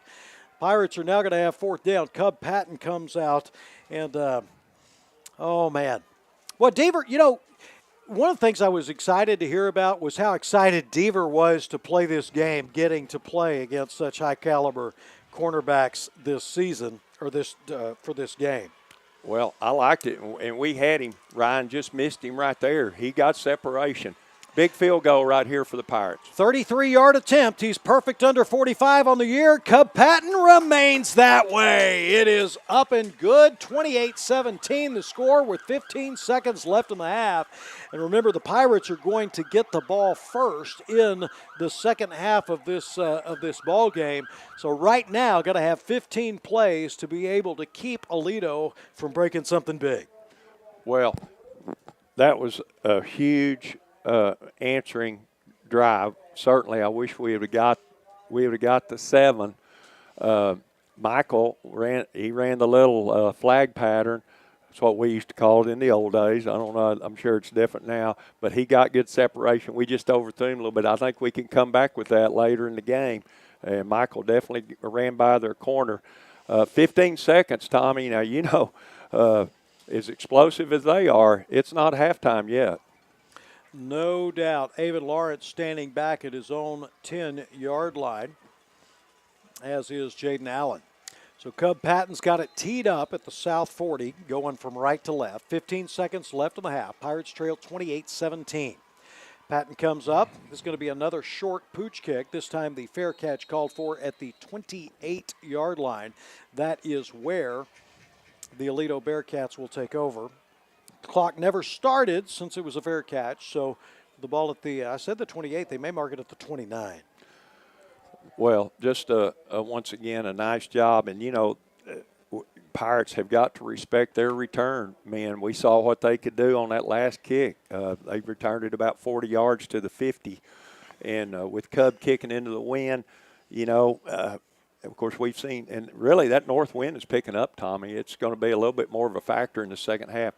Pirates, you got to play a little bit prevent, and you just cannot give up a big play here. 15 seconds left in the half. Cooper Pirates trail 28-17. Aledo's got it. First down and 10 at their own 29. Here's the give. Guillory coming off tackle on the left side. First down and more. 40, 45, 50. Still on his feet and out to the 44-yard line. He dives forward after Callan Ritz took his feet out from under him, but the clock will stop as they move the sticks to the 49. I think smart play by Aledo. Cooper's in a little prevent, rushing 3.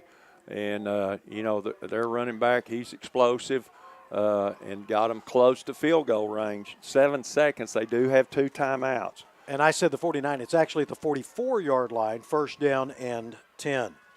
Shotgun formation here for Haney. Takes the snap, 7 seconds, throws out to the outside. Caught at the 37-yard line and then taking it out of bounds. Cole Katara over there in coverage. Caden Finley bringing it down. So it is second down and 2 at the 36-yard line in 3 seconds. Well, this is going to be the last play. It's a little bit deep. They're going to throw it in the end zone, a Hail Mary. We've got 3 safeties standing around the 10-yard line. Michael Deaver, one of them. This ball's going into the end zone. Straight draw back here, first down and 10. It's the last play of the first half. Haney, all kinds of pressure, runs out of it across the 40, out across to the 38, 36, and finally brought down there. Good tackle by Hudson Cross. The half is in the books. The Cooper Pirates trail 17-28. We're going to go down to the sidelines here because Taylor is going to have Coach Chip Darden to interview here in just a moment as Coach Darden finishes up talking to the official. Let's go down to Taylor. Coach, what a fierce first half from your team and just the effort that you've seen from them. You get the ball here coming in the second half. What do you need to see from your offense? Yeah, we turnover's huge. Turn the ball over in this game, you're going to get beat, and turnover and a 3 and out at a bad time. So we're not happy with the first half. We expect to be leading right now, and we got to get a stop. I think that was the only stop we got, and offense put them in a bad spot a couple times. But anyway, we've got to have a better half, and they're a good football team, obviously, but we think we can play better. In a game that's so emotional, how important is it to be able to see some really good discipline from your team on both sides of the ball, especially when it looks like they're going to be able to kind of go to battle? Yeah, that's the key. I think that's going to win the game is discipline, and I think we've been a little undisciplined. We had some false start in a 2-minute situation in the red zone. That's like number one rule in red zone offense and 2-minute offense. So discipline's the key, and we got to stay out of getting in the personal foul stuff. We got to let them do that. But we're not real pleased with the first half, but good thing is we get the ball, and we need to have a big drive right here. Thanks for your time, Coach. Guys. Thank you very much, Coach Darden, and thank you very much to Taylor. Cooper Pirates right now trailing at halftime 28-17. And Coach, we've already talked about the confidence that the Pirates had coming into this ball game. I like hearing from Coach Darden, hey, it's 28-17 against the number one team in the state, and he says, hey, we're not happy with the way we played this first half. No, and I don't think they should be. We're down 11, and we need to be up 11, but certainly efforts there. There was never a doubt about the effort coming into this game by either team, and I think the efforts there. The turnover resulted in a 14-point swing. They go score instead of us scoring, and let's reverse that right now, and I think we would feel a little bit better, about being up 24-21 right now. But that's football, and that's just young men battling it out, and other than that. And Chip was right. We had a pre-snap penalty down here that really backed us up a little bit. So we've made a few mistakes. I think the biggest thing, Tommy, is defensively we've got to adjust. And like Chip said, that was the only stop we got. I mean, they've had 5 possessions and they've scored 4 touchdowns, and they really ran out of time right there. And we've got to adjust. Tommy, they're really good on offense. They are. And then they're good on defense too. But the Pirates have moved the ball. The Pirates are moving the ball, and I knew we would. I mean, our offensive team's pretty dadgum good, and I knew we were going to move the ball against them.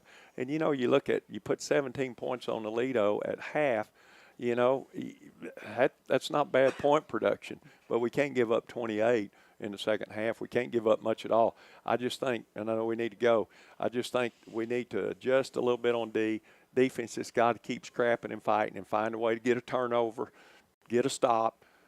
Let's find a way to take this to the fourth quarter. I said if we can take it to the fourth quarter in the ball game, we're going to win it. And the Pirates are going to get the ball first at the beginning of the third quarter. We'll be back in just a moment. When we do, we'll give you an interview that Taylor Peters was able to have sitting down with Jackson Austin, who has been a mainstay of this Cooper Pirate team.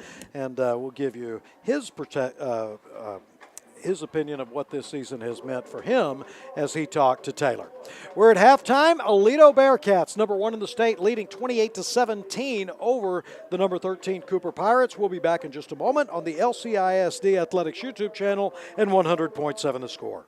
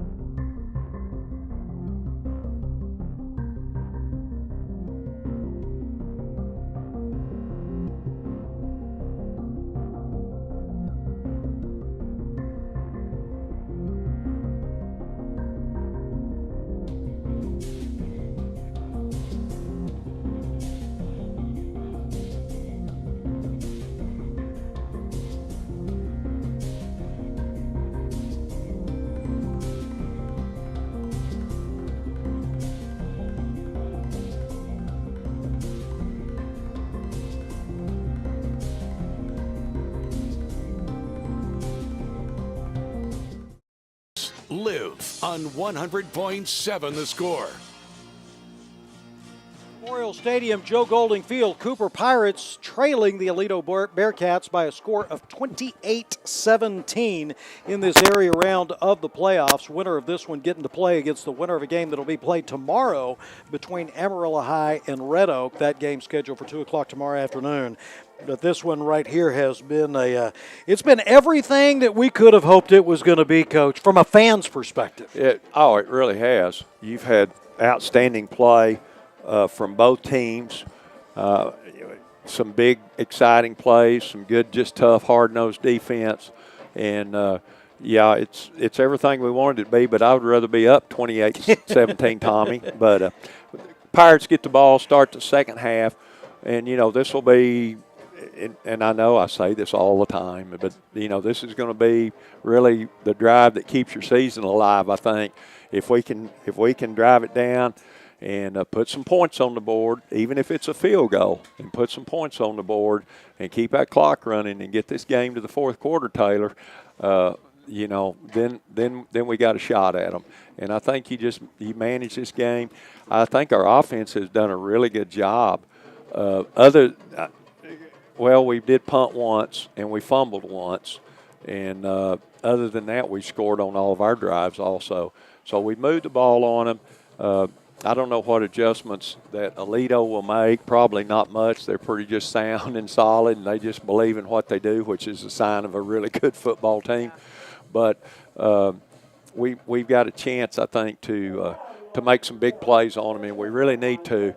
And so this will be a big drive. Need a good return. Start, get us good field position, and I'm repeating myself a lot, I know, and but I'm expecting the Pirates to answer this.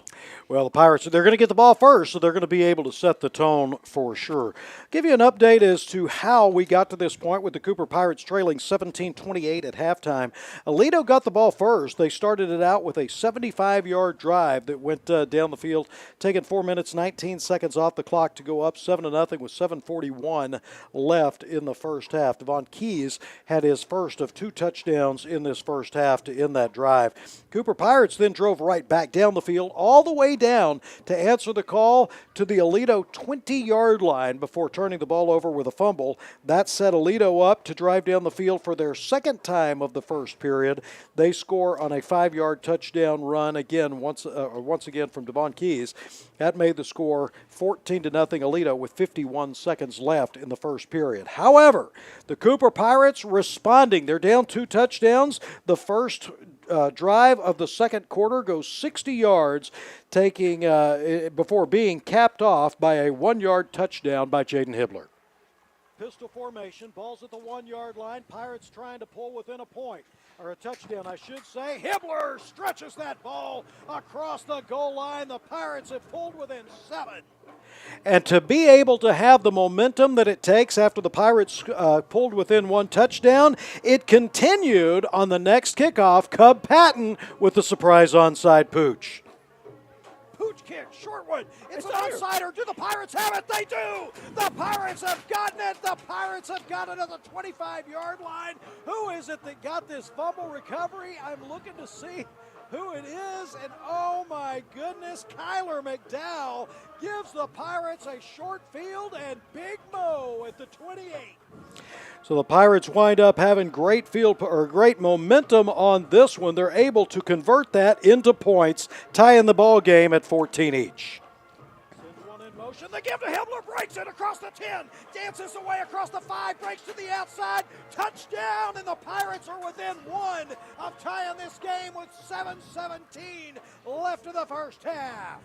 The Pirates did indeed pick up that extra point, 14-14 the score. Aledo then, with a short field after a big return, set up the 50-yard drive that before it was tapped off by a 29-yard run by Haas Haney. That made the score 14-21. At that point, Cooper Pirates trailing with 5:47 left in the play. Cooper Pirates then punt the ball away, and Aledo drives 50 yards before going down the field and capping it off with a touchdown to Findlay, making the score 28-14 with 1:56 left in the half. So the Pirates get the ball down by 2 touchdowns, 1:56 left in the half, and they get things started with the acrobatic catch by Michael Deaver. Takes the snap, rolling to his right, fakes the pitch, now throws down the middle, looking for Deaver, one-handed grab at the 40-yard line, down to the 35. We've seen it all season. Michael Deaver, the acrobatic catches. So that got the Pirates within field goal range, and Cub Patton nails the 33-yarder to put the Pirates up 28-7, or to close the gap to 28-17 with only 15 seconds left in the half. 33-yard attempt. He's perfect under 45 on the year. Cub Patton remains that way. It is up and good. 28-17 the score with 15 seconds left in the half. So that is how we got to this point. 28-17 the score. Cooper Pirates trailing the Aledo Bearcats in the area round of the playoffs. We'll be back in just a moment. When we do, we'll see if we can get you that interview that Taylor was able to have sitting down with Jackson Austin reflecting on tonight's ball game. We'll be back in just a moment. Cooper Pirate Football, 100.7 the score, and the LCISD Athletics YouTube channel.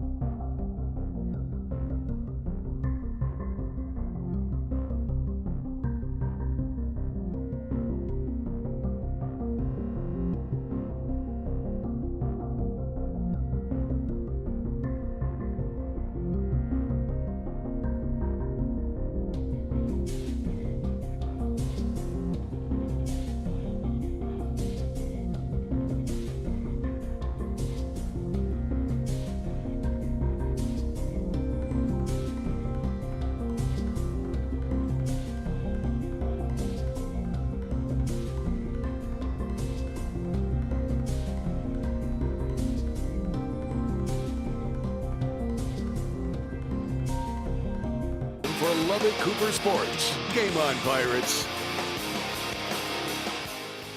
It's halftime. You're listening to Lubbock-Cooper Football on 100.7 The Score and watching on the LCISD Athletics YouTube channel. I'm Taylor Peters here spending some time with junior Jackson Austin. Jackson, playoff season. I love it. It's unlike any other time of the year. Give me a vibe check of what it feels like here in the facility. Oh yeah, it's definitely playoff weather. Starts getting cold, and we love it around here.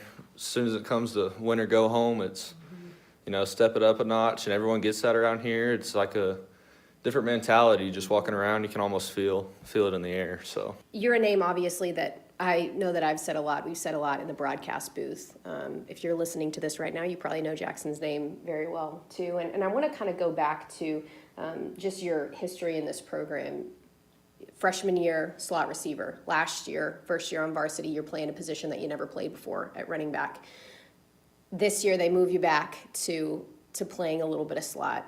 Tell me what the transition has been like for you just over the last couple of years and throughout the changing positions, but still being able to maintain the level of consistency and productivity that you have. right, freshman year varsity slot, it was fun. I mean, it was really cool with the older guys, and how they took me in was a big deal for me, and kind of how I've liked to try to mimic for the younger guys now. But sophomore year, moving to running back, kind of early season, just testing the waters out. I really like it. I mean, anyway, getting the ball in your hand more is fun, or in just different scenarios, different ways. So, and now going back to slot, I mean, I really like slot, truthfully. If I were to play the next level or wanted to try to, I'd probably prefer slot just because. But kind of anyway, I mean, or any way I can help the team or play anywhere is, I guess, what's best. So. Yeah, and it takes a really selfless person and a selfless teammate to be able to have a mentality like that, where you say, like, I don't care what position, I don't care how I serve, I just want to be able to do my job well for the team. And obviously adding Jaden Hibbler to this offense has sort of allowed you to kind of be in this sort of flex role. And we've seen you a little bit at running back, but we've just seen you kind of expand a lot this year and kind of blossom in the freedom that, it's allowed you to kind of play in a couple of different spaces. What has adding Jaden brought to you just from a freedom standpoint, but also what has that maybe done for this offense? Oh yeah, we love Hib around here, but definitely, I mean, just with that option, and it gives you two really can play running backs, and just having to guard both misdirection, and it makes it a lot harder for a defense to stop. And then when you have a guy like Michael Deaver, you can just throw it up to anytime you want on the outside is obviously huge. So we love having Hib around. It makes it a lot easier, and just overall the option helps a lot. So yeah, it does, and that's something that we sort of saw introduced slightly, last year whenever we played Aledo in this same round of playoffs. And tell me about what the option has maybe done to open up this offense a little bit more, and how you feel like maybe Ryan and some of those other players that you mentioned have been able to kind of operate that system to take this Lubbock-Cooper offense to a place that it hasn't been before. Yes, and big for Ryan. I mean, I don't know how much he's ever had to run an option offense, if ever, but he's sure stepped it up and picked it up well throughout the season, and I think he's pretty confident now, which I think we all are, which is good. And just stopping the option's tough. There's so many different, ways you can get the ball off to different playmakers. And so I think it's been big just having to kind of open the offense up and give it more variety compared to just line up and run the ball or throw the ball. So I'm going to ask you, this is kind of a hard one. I want to go to a sentimental note here. And we talked about the excitement that playoffs kind of provides. And, we've talked to last week, Vinny Sipowicz, and about just this mentality of never taking anything for granted. And tell me whether it's playoffs or any other part of the season, what is something that motivates you just about being able to line up and go be part of a program like this and do something that you love every week?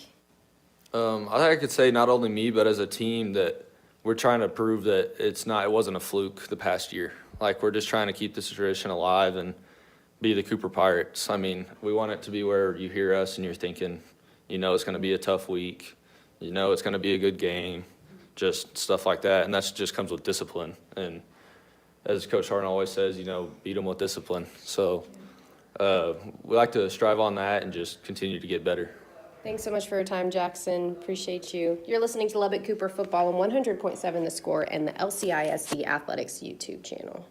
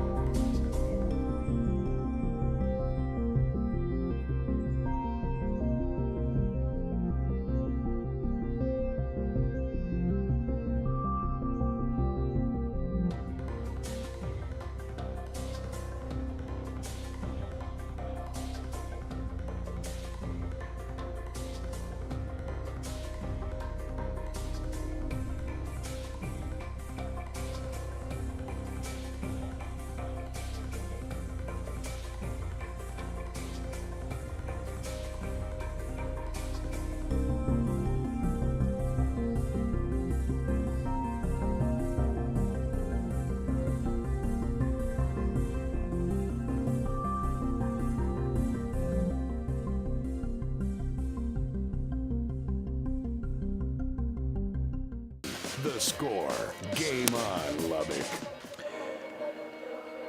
Welcome back to Joe Golding Field here at Memorial Stadium in Wichita Falls. We are at halftime, area round of the playoffs. Cooper Pirates trailing the Aledo Bearcats 28-17, and it has been an exciting one here tonight. Bearcats have led the Cooper Pirates by 14 twice tonight. Pirates have come back and tied the game the first time that happened, and then the second time we're able to get a field goal to close the gap a little bit, but we'll have the ball first as we will get the second half underway before too long. I'm Tommy Wood here with Taylor Peters, Chuck Darden, Clint Horsley up in the Cooper Pirates radio booth. All right, Taylor, we've got the stats report here. Tell us a little bit about what stands out to you here. Well, I mean, first of all, Lubbock-Cooper is just, they're fighting their tails off, right? Right now, the number one stat that stands out to me is total yards, 301 for Aledo to Lubbock-Cooper's 180, but Haas Haney so far is 10 of 14 for 124 passing yards. But a couple of stats that these two teams are similar in. They're both 3 of 5 with third down conversions, and then 2 penalties for each team worth 20 yards. And guys, when I listen to Coach Darden at the half say, we're just really not happy. We're disappointed. We're frustrated with not being able to play up to our full potential, and to be down just 11 points at the half, knowing that you're going to get the ball back in the second half. And I do think that says a lot. It says that Lubbock-Cooper has high expectations of their ability to be able to execute even better than they have, despite all the explosive plays that we've seen here so far tonight, and despite the fact that Lubbock-Cooper has executed on a lot. For Coach Darden to say more, it says that there's still some more gas in the tank for this Lubbock-Cooper team, and it just takes a little bit of time, just a little bit of momentum to come in your direction, and it could be the game change. It could change the whole game. But I think that we'll see hopefully a Lubbock-Cooper team that comes out and just plays with a lot of fight and a lot of energy, and they've got a battle ahead of them, but I think they're up for the fight. Well, and I'll tell you, Coach, for you, I think about Haas Haney. Cooper Pirates holding him to 64 yards rushing in this first half. He had the one big one that he broke, but other than that, this is a Pirate defense that has been able to have him contained, at least on the ground. I think we've done a pretty good job against them on the ground. I think the worst thing our defense has done, Tommy, tonight is just get off the field. I think we're battling them. We've stopped their runs sometime. They've had 3rd and 10. They completed 11-yard out. And that's a credit to them too, But I think that's what our defense has to do for us to win this game, is they have got to get off the field and get and we're not going to shut them out the second half, but we can't let them score 28 points. We might can give them 10, maybe 14, but that's max if we're going to win this football game, and that's if our offense really performs great. So I think defensively we just got to get off the field, get the ball back to our offense, take it to the fourth quarter, have a chance to win it. Well, the Pirates did steal a possession. They had the onside kick, or the pooch onside kick, being able to give themselves a short field there. And, of course, they're going to get the ball back first in this second half. And I'm thinking, boy, if the Pirates can get down the field and get a touchdown here, pull themselves within 4 right off the bat, and really set the tone, that is going to be some momentum that they can build on here. Well, this is the drive of the year right here, and I probably said that how many games? Hey, well, what? This one is after those. But when you're in the playoffs, when you're 24 minutes away, it is, and it's critical. If we don't put points on the board, is the game over? Of course not. But we can really tighten it down. And I just keep saying this, Tommy, and I don't know why. I just know in big games, if you're the underdog, which we are, if you can get that ball game into the fourth quarter, you put a little pressure on that favorite. You put a little pressure on that number 1 team, and you got a chance at them. And so this drive will be critical of us having a shot in the fourth quarter. Well, and you talk about that extra pressure that's on them. This is an Aledo team. We've made mention of the fact they have not lost a game this entire season, and really the vast majority of those games, they're really not used to being pushed, Coach. They've actually won, what'd you say, 25 in a row? Isn't that right? Yeah, that is right. Yeah, so 11 so far this season, yeah, but yes. So certainly that's a team across the way that's not used to losing. But it's also a team that, Denton Ryan had them on the ropes, and it was one of those deals Aledo just found a way to win. They're not unbeatable, and I think Chip was right, and I think his tone in the dressing room was probably exactly what the team needed to hear, and that is we're not satisfied with being down 11. We expect to be up, and I think that's the voice that the kids needed to hear. Now it's up to them. Let's take it to them. Well, right now, the two teams, Cooper Pirate receiving team already on the field. They are now in the on the the south end of the field, headed north. So they will have the wind in their face. I should call it the breeze in their face. 9 miles per hour coming out of the north for this third quarter. The Pirates will have the wind at the back for the fourth period. Aledo Bearcats teeing things up, getting ready to kick this off from the north 40. Logan DeFrenzo has it teed up. About to put the third quarter underway. 28-17 the score. Area round to the playoffs. Cooper Pirates trail is going to be caught by Ritz back at his own 5-yard line. Comes across the 10, 15, 20, all the way across the field, 25, and out to the 29-yard line before Chris Johnson comes up to make the tackle. So a good return by Ritz. The Pirates have got this the ball at the 29-yard line to start this drive. Sir, okay. I didn't know. Looked like play was stopped for a second. Cal, really good return. Started upfield and then bounced it out to his left. And, of course, I know they've got great speed, but that's a speedster right there, as we know. Good return, set up good field position to start this big drive.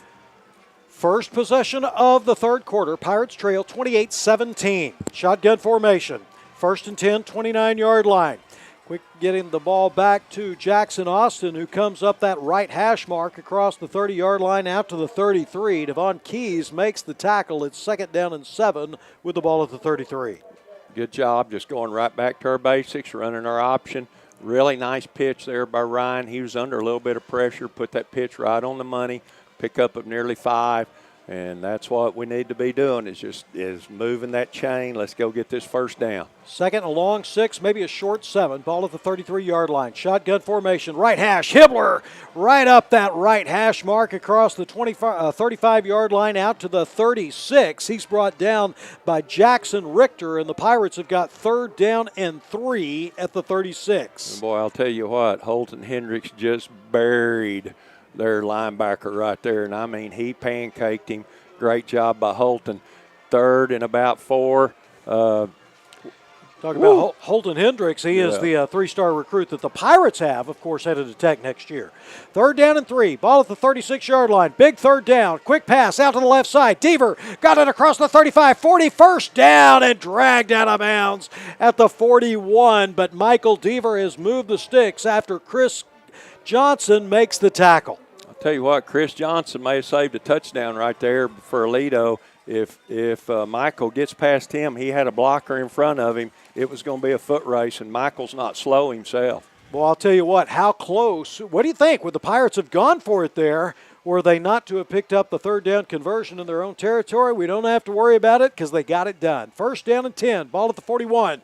This is Hibbler coming off tackle and right into the arms of Devon Keys, who's headed to LSU next year. It's second down and 9 with the Pirates at their own 42-yard line, trailing 28-17 with 10 minutes left in the third. Yeah, and Aledo's tackling is impressive, Tommy. I promise you, Jaden, against most teams we played, he pops that for at least 10, and he breaks that tackle. But Aledo tackling is very, very good. That's why they're the number 1 ranked team in the state. Second down and 9 for the Pirates. Second and 9, ball at the 41-yard line. Ball right between the hash marks. Fake inside, play action, all kinds of pressure. Rodriguez steps out of it, rolling to his left and throws across his body, just gets rid of it. Kennard was in the area that could have been seen as an eligible receiver. However, we've got a flag down, and the line judge is talking to Coach Darden. So we'll wait to see. Well, he was out of the tackle. He was out of the tackle area. And he threw it past the line of scrimmage. I don't know. I don't think this was intentional grounding. The line judge was the one who called it. I don't. It shouldn't be. Yeah, I agree. So I think there's something else. Let's go down to West Hall. There is no foul. The quarterback is out of the pocket. Okay. He was just listening to Coach Chuck Darden. There we go.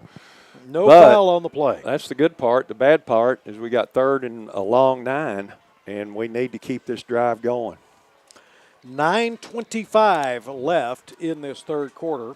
Cooper Pirates trailing Aledo Bearcats 28-17. Pirates have got 3rd down in the 9. They're at their own 42-yard line. Rodriguez in the shotgun, and Coach Darden doesn't like what he sees. He's going to have to use a timeout here, and that is, you could tell from his body language, he was not enthused about using it there. And when you're down by 11 points to the number 1 team in the state in the second half, those timeouts are going to be very valuable later on. Well, they are, Tommy, but at the same time, you've got to keep this drive alive, and you sure don't want to just have a busted play and be bringing on the punt team. So, didn't want to use it there, but had to because we need to pick up this first down. And I do believe this, Tommy, if we get this 3rd down close to that down marker without making it, I believe we're going for it. Attention football fanatics, don't miss out on the opportunities to be part of the Texas football history where dreams are realized, legends are born, and where unforgettable moments unfold before your very eyes. Mark your calendars for the UIL State Championships, December 13th through 16th at AT&T Stadium in Arlington, Texas, where the best teams from 6-man to 6A leave it on the field in hopes of being named champion. For updates and ticket information, head over to uil.com.org/football. Here, we'll come back to that in a moment. 3rd down and 9, quick throw.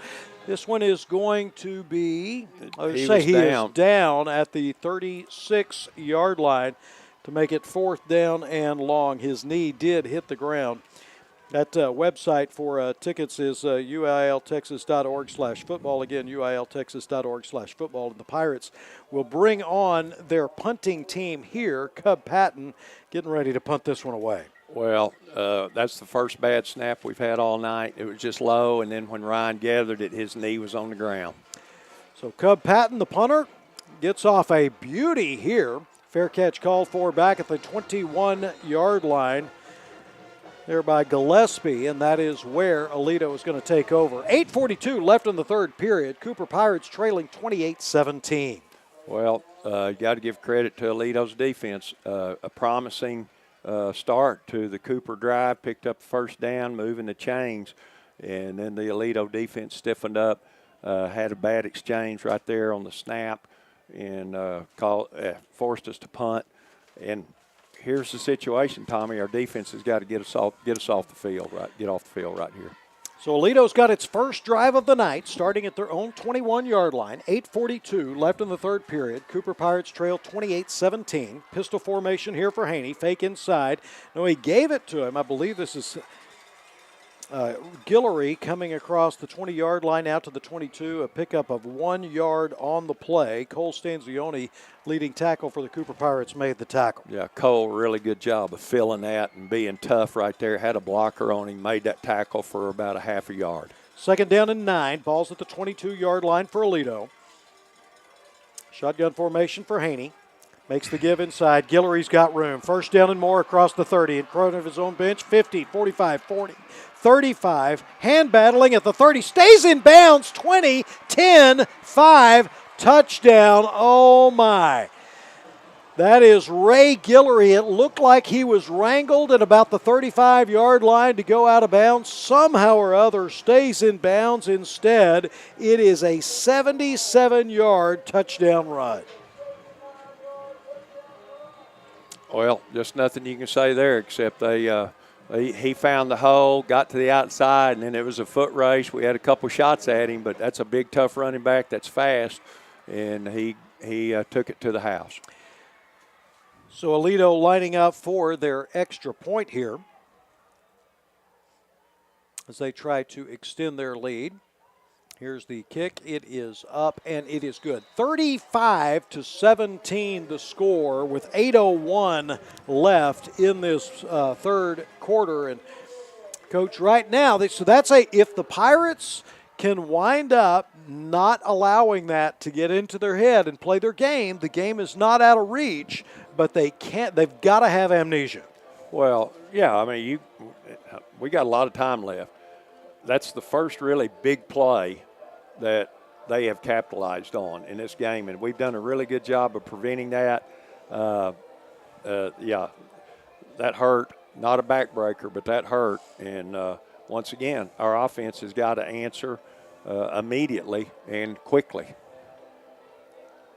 So that drive was a 79-yard drive that took 41 seconds off the clock, capped off by Guillory's 78-yard run, and extends the Aledo lead 35-17 with 8:01 left in the third period.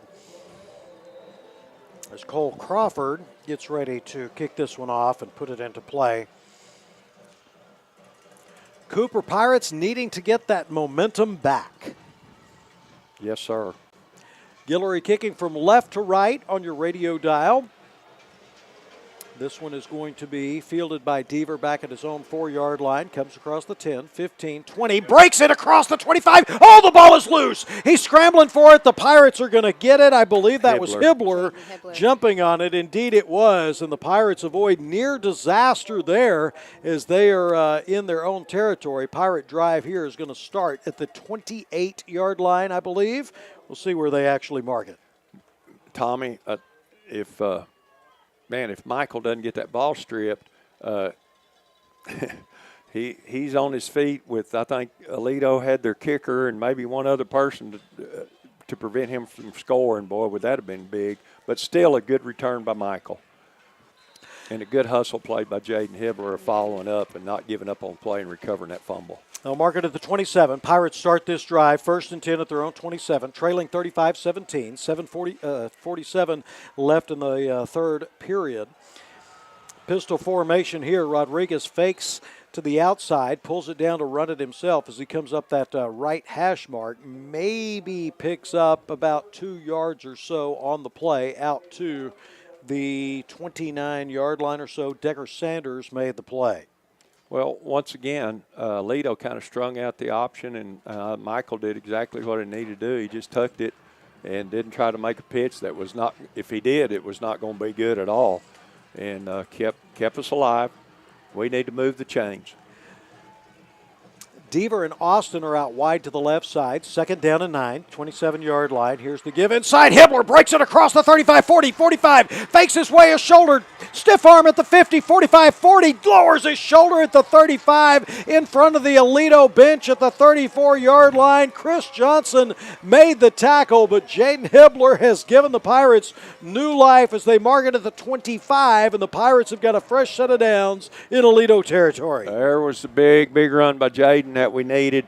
Man, he hit that hole. Nice job of blocking by the front of the Cooper Pirates.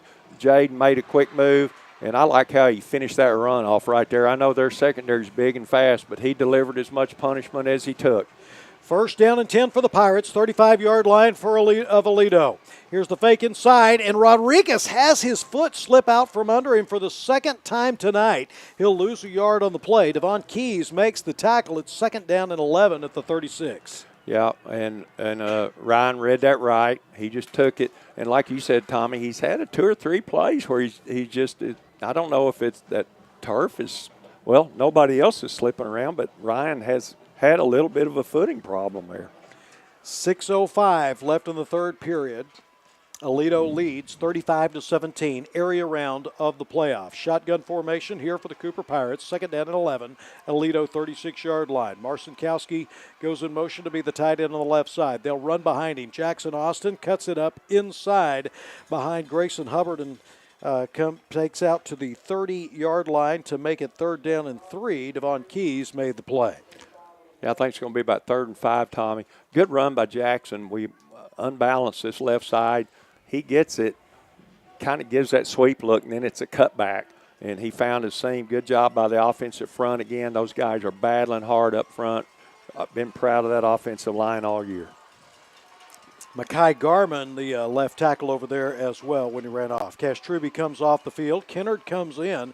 It's 3rd down and 5 here. Ball spotted at the 30-yard line. And now The officials will hold things up for Aledo to make a substitution as well, since the Pirates had one, and the Pirates are going to use their second timeout of this second half with 3rd down and 5 at the 30-yard line. Well, what happened there is we had a personnel problem, and then when we sub, then the defense gets to, defense is allowed to sub, so the referee's holding play up, and the play clock was down to 2, and we weren't even close to snapping it. So Chip had we had to call time or take the 5-yard loss, and we don't need to take any 5-yard losses when it's 3rd and 5. I was about to say, with 3rd and 5, that's certainly not the time to wind up doing it for sure. 35-17 the score, 5:02 left in this third period. Winner of this ball game getting to play next week. They will play against the winner of tomorrow's game, that game at 2 o'clock between Amarillo High and Red Oak. So Pirates got 3rd down and 5. They're at the 30-yard line of Aledo. 5:02 left in the third. Pirates trail 35-17. Pistol formation here. Rodriguez in the shotgun takes the snap. Give. Hibbler, 1st down and more. Across the 25-yard line down to the 23. Boogie Owens makes the play, but the Pirates have moved the chains to the 23. Good play. Big push by the offensive front. Just gave it to Jaden on a quick hitter. I really like that action because, when Jaden gets that head of steam up going north and south, he can get in that end zone if he gets a little bit more of a crease. Good, tough run by Jaden. 2 receivers on the left side. That is Austin and Deaver. Pistol formation for the Pirates. Right hash, 1st and 10, 23-yard line. Give coming right up the middle there, and Cooper Cyphers comes up to make the play against Hibbler at the 21-yard line. Makes it 2nd down and about 8. Got some substitution on the offensive line. Coach Lee Hayes keeps those guys going in and out, keeps them fresh. 2nd down and 8. I'm expecting us to go to Deaver here at any time, Tommy. 2nd and 8, ball's at the 21-yard line. Pirates trail 35-17 deep in the third period. Here's the fake inside, play action, throw to Deaver at the 5-yard line. He catches it in coverage once again, Chris Johnson. And I'll tell you, you're clairvoyant, Coach. Just clairvoyant. Good. Hey, I'm a good guess. Let's see, what am I tonight? 1 out of 50? Well, and that's a great play by Michael Deaver, too, because it looked like Boogie Owens almost got a hand on it, too. And so for Mike to kind of stay focused and not get distracted by that, that was a great catch by him. Pirates have got 1st down and goal. They're at the 5-yard line. They trail 35-17, 3:22 left in the third period. Pistol formation. Carlisle in the backfield. Here's the give to Hibbler, trying to come off tackle to the right side, and it is nowhere to go. Does well just to get back to the line of scrimmage. Cooper Cyphers will be credited with the tackle, but it was the teeth of the Aledo defense. Well, I won't be surprised to see us go to Michael on that little flag pattern again that we just missed him on right at the end of the half. He just beat that corner to the inside. Maybe we can get that corner to bite on that little inside move. Maybe we can hit Michael at the back of the end zone. 2nd down and goal. Pistol formation. Ball's at the 5. Hibbler ducks his shoulder to the left, cuts back to the right. He's across the goal line. Hibbler's got his 3rd touchdown of the night, and the Pirates are 1 point away to getting within 11 once again in this game with 2:37 left in the third period. Tough run there. I'll tell you what, Jaden's making some tough yards. He's not a real big back, but let me tell you, pound for pound, he'll go inside against you and make that tough yard just like he did there. Great job, offensive line and our offense for answering that touchdown by Aledo. Jackson Austin, the holder here. Cub Patton kicks this one through. Still perfect on the year. Closes the gap 35-24. So the Pirates are down by 11 points. Area playoff game with 2:37 left in the third. I love how hard Jaden Hibbler runs, and it's something that we've talked about all year, and Coach, you mentioned it, pound for pound. He's probably going to be feeling every single yard tomorrow morning, but, man, he is just absolutely laying it all out on the field tonight. And Coach talked about last week whenever they, of course, won their first playoff game and and Coach is addressing the team afterward, and he said, you know, Jaden, how does this feel? Jaden has never in his career been able to make it to the playoffs, and now here he is. And so what a just great opportunity, or won a playoff game, I should say.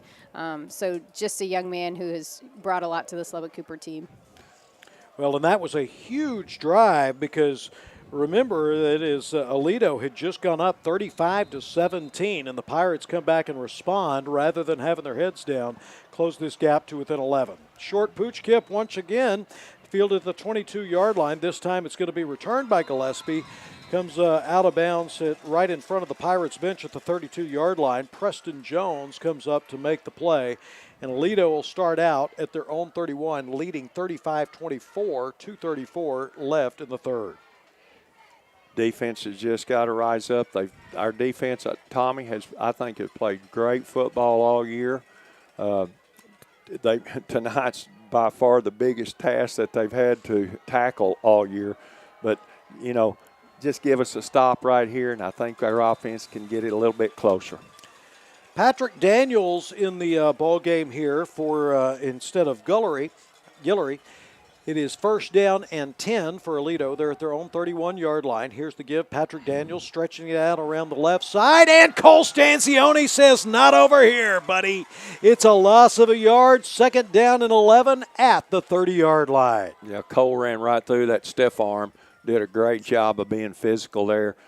So proud of that young man and the year he's had. Actually lost 2. It's second down and 12, spotted at the 29. Pistol formation, fake inside is Haney. Pressure, hit as he throws. This one is incomplete. Oh, I was wondering if maybe it would be ruled a live ball, but our line judge says incomplete. It is indeed third down and 12. Coach, you said the defense needed to pin their ears back. They're getting her done. Get it? Well, we've had some third and long situations, and we hadn't got off the field. Now let's get this thing going, and let's get off the field right here. I'd sure watch the quarterback keeper. I'd sure watch the draw.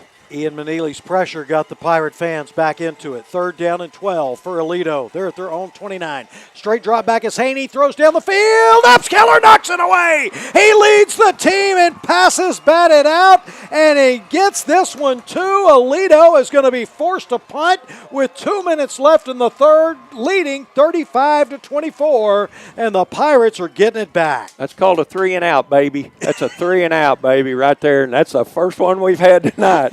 So we're excited about it. Great play by Malik. Really closed that line. They ran that post at him. He closed it down and got that deflection. Super job there by that young man. Pierce Long has got a 33.4-yard punting average. This is his first time to punt tonight. He'll be kicking at Ritz, fields it at his own 35. Got room across the 40, 45, 50, 45, stringing down the left side, 35, 30, and driven out of bounds at the 25. The Pirates, who are down by 11, have got momentum again at the 25-yard line. Waldron Byers knocked him out of bounds, but the Pirates are going to start the next drive at the 27-yard line. Okay, Cal, big return, man. Ooh, he turned that corner, and they've got some speed, but he has speed too.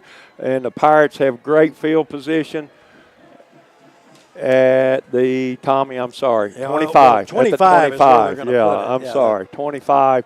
First down. We just need a good solid drive here. We got plenty of time to win this football game. All right, Pirates starting this drive with a short field after the big return. It's first down and 10, 25-yard line. Pistol formation. Here's the give. Jaden Hibbler, he's going to score. 10-5 touchdown, fourth touchdown of the night, and we have got a barn burner here. It is now 35-30 prior to the extra point. Jaden Hibbler opens it up and gets it in. Wow, what a hole by our offensive line. Man, oh man, and Jaden, just what I said, he hits that so fast and he is gone. And what I liked is the Aledo secondary kind of just watched him score right there. Aledo, we're going to get it into the fourth quarter, Tommy. And the kick, I'm sorry, I'm doing play-by-play. I told you knew how to do it. No, I know. What happened there? I didn't see it. Yeah, the kick is good. The extra point is up and good. The Pirates have pulled within 4. It's 35-31, a minute 43 left in the third period. the biggie is the Pirates have just held Aledo, forcing them to punt for the first time of the night, and turned it into points right away. Immediately. Yeah, forced them to punt. Cal brings it to the 25. Jaden pops it for the touchdown. Boom, boom. I'm telling you, if we can just get a couple of stops here and get our offense back on the field, Aledo's having as much trouble stopping us right now as we are them.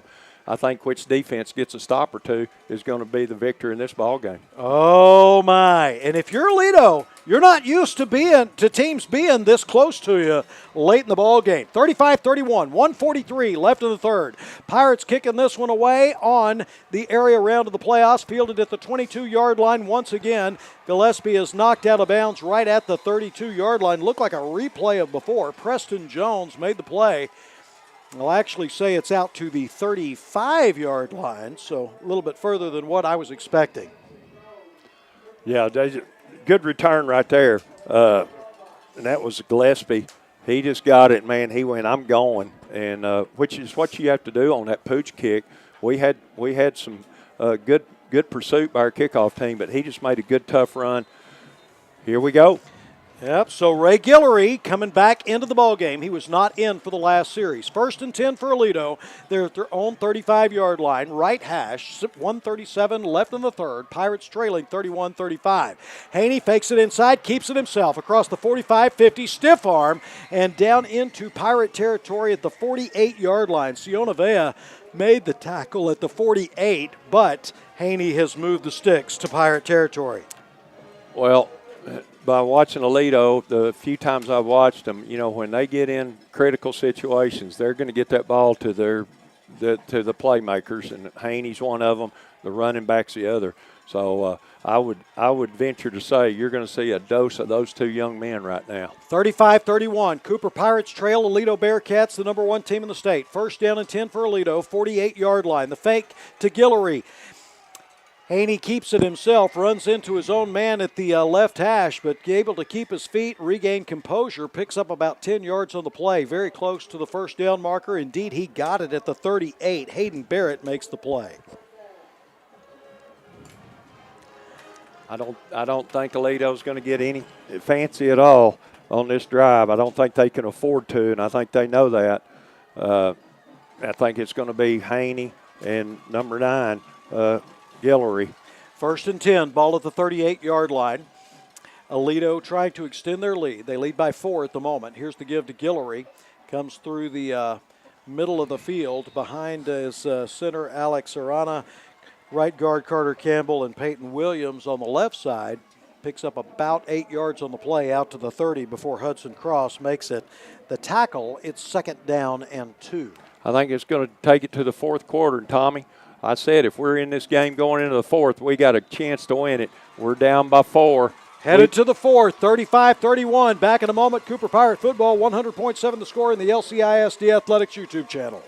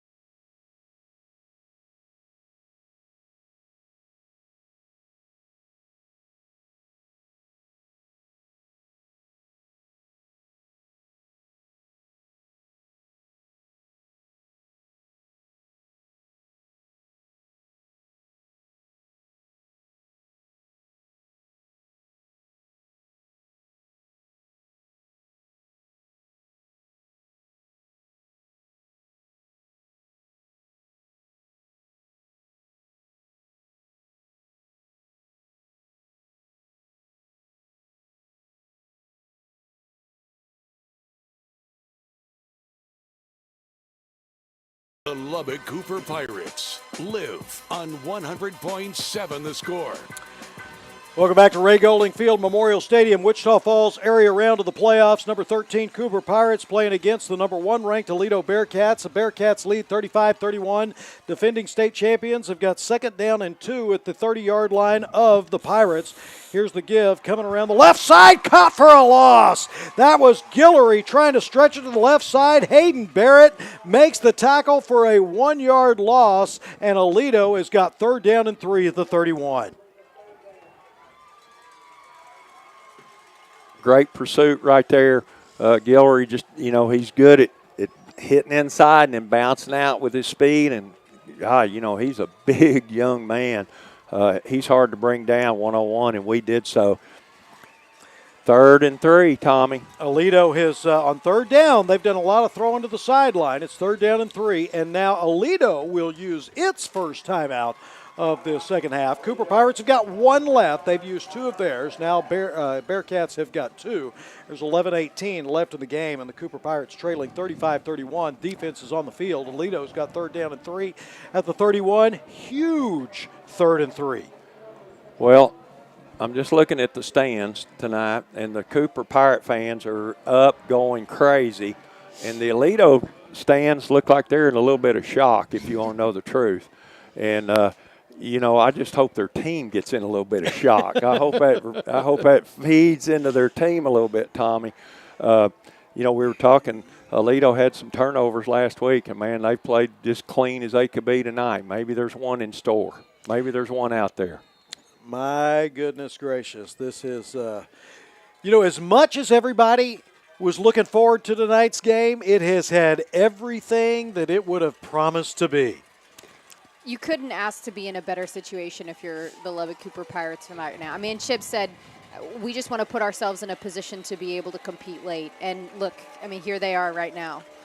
Pistol formation, 3rd down and 3. Ball's at the 31-yard line. Guillory crosses the 30-yard line. He's so close. This is going to depend on the spot. And, in fact, it's close enough that you got to believe they're going to go for it. They're going, but he's short. Stanzioni did make the play, so it is 4th down and about half a yard with the ball at the 27.5-yard line. Make it the 28.5. I think they'll hand it, but, boy, you've got on the edge. You better be alert for the QB keeper, I'll tell you that. 10:46 left in the game. Wildcat formation. Devon Keys. I don't think he's throwing it. He has got 4th down and 1. Here's the snap, runs to his right side, picks up the first, and he's got more room across the 20, 15, 10, 5, high steps into the end zone. So Keys has really been more the nemesis on offense for the Pirates than really more than Haney even tonight, as he gets into the end zone for the 3rd time tonight and makes this a 10-point game prior to the extra point attempt on the 4th and 1 conversion. Yeah, he just – we stacked up the middle, and he found that little seam on the outside. And once he turns upfield, like I said, that's a big, fast young man. That's why he's going to LSU. So here is the extra point attempt. It is up, and it is good. 31-42 the score. So the Pirates find themselves down by 11 points for the 3rd time this evening. But, Coach, they answered the bell last time. Have to. Once again, we need a good return to set up our offense in good field position. And our offense needs to keep doing what they're doing, and that's moving the football against Aledo. I don't know, Chip's talking to the officials about, I don't know what the deal was down there. We need to answer just what you said, Tommy.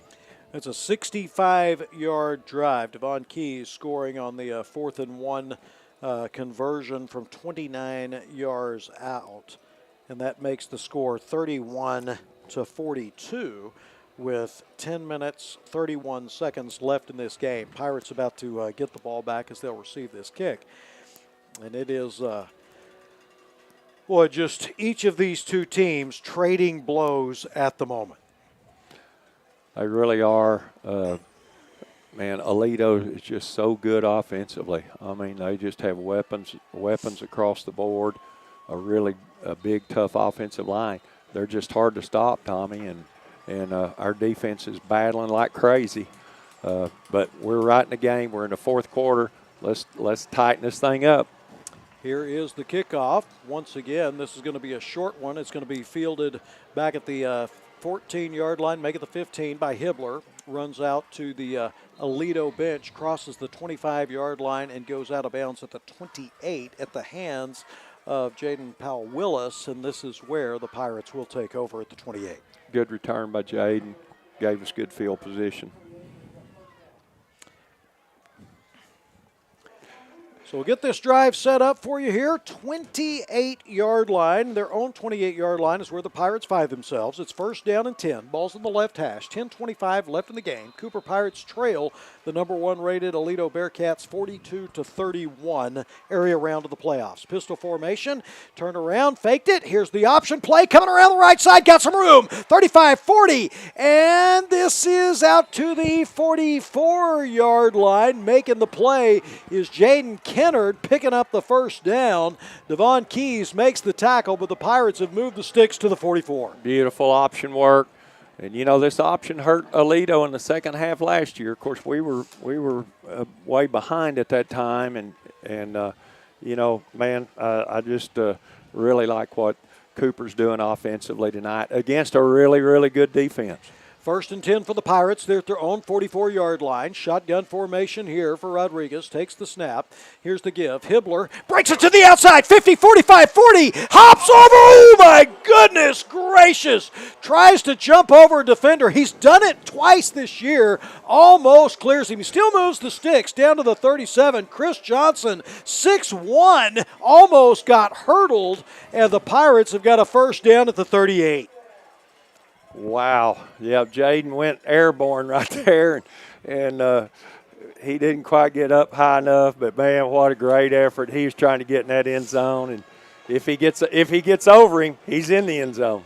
9:21 left in the game. Pirates trail by 11. They've got the ball in Aledo territory, 37-yard line. It's first and 10.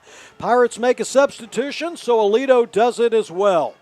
Pistol formation here for the Pirates, waiting for the ball to be put into play. I'm sorry. The Pirates have got to use their final timeout. So the Pirates, second time. No, I think they took the 5-yard penalty. Oh, did they? Well, okay. Well, we had a late sub, and then I'm sorry on that rule. The defense, you know, they slow played it. They slow played it where we couldn't get a snap.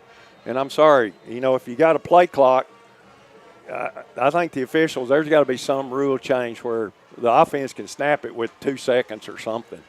First down and 15 for the Pirates. They're at the 43-yard line. Pistol formation.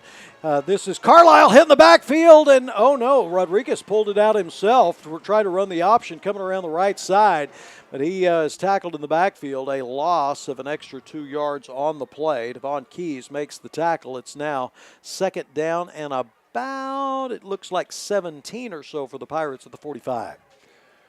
Yeah, they sent a corner blitz right into the option. And I promise you, Ryan had no time whatsoever, and he did the right thing. Still, we got plenty of time. We need to get this first down. 31-42 the score. Pirates trail by 11. Second down and 17. They're at the Aledo 45-yard line. Fourth quarter area round of the playoffs. The give. Carlisle, no, faked it to him. Going down the field, and Deaver almost pulls it down at the 20. Deaver's looking for a flag. He is not going to get one. Jaden Allen, the 3-star player headed to Arkansas, was in coverage there, and the Pirates have got third down and 17 at Aledo's 45. That was a highly contested ball. I mean, a cornerback that's obviously a really good player, and gosh, Ryan Rodriguez just absolutely just took a shot there at the end. But tough guy, tough player, jumped right up. Lubbock-Cooper really needs to make something big happen here on third down. Big third down and 17. Ball at the 45-yard line of Aledo. Hibbler standing just to the left of Rodriguez. Low snap, picks it up off the carpet, straight drop back, throws. Jackson Austin catches it at the 41-yard line, but a great solo tackle by Kai Howington, the 5'9", 180-pound senior. The Pirates have got fourth down and 13 at the 41. I think it's a little bit out of Cubs' range. I mean, you would be talking 58, 59 yards. I think you've got to go for it, even though it's 4th and 14. And Man, Tommy, you sound like we're playing an SEC school. Everybody on the Aledo team's going to an SEC school. You know, I mean, man. Haney's going to TCU. Okay, that's okay. Big 12 SEC. 4th down and 13 for the Pirates. Own 41-yard line, going down the field, looking for Deaver. All kinds of contested, and this one will fall incomplete. Chris Johnson back in coverage, knocks it away. Talked about Chris Johnson. He is really one of the ones that I know Deaver was excited to get to play against, but Johnson able to knock that one away, and the Pirates have turned this one over on downs at Aledo's 41-yard line. Well, Chip is extremely upset, and I don't blame him. You talk about contact. Deaver got shoved before the ball got there. Wow. So the turnover on downs at the Aledo 41-yard line. So Aledo starts this drive at their own 41, 7:24 left in the game. They lead the Cooper Pirates 42-31. The fake inside, Haas Haney keeps it himself, coming outside the hash marks, out to the numbers by the Cooper sidelines, out to the 44-yard line. Ian Manili makes the stop. It's 2nd down and 7 at the 44. Yeah, Aledo's not in any hurry, and the clock's starting to be a factor now with 7 minutes left to play. Down 42-31. Still believe if our defense can get off the field, we got a shot at it. Pirates have still got one timeout left. They did not use the timeout a little bit earlier when I thought they did. They took the delay of game instead. Aledo's got 2nd down and 7. They're on 44-yard line. The give to Keys, coming off tackle on the left side and just pushes the pile forward. Looked like he had been stopped after a gain of 3 and then pushes the pile forward for another 8 yards after that into Cooper territory at the 47-yard line.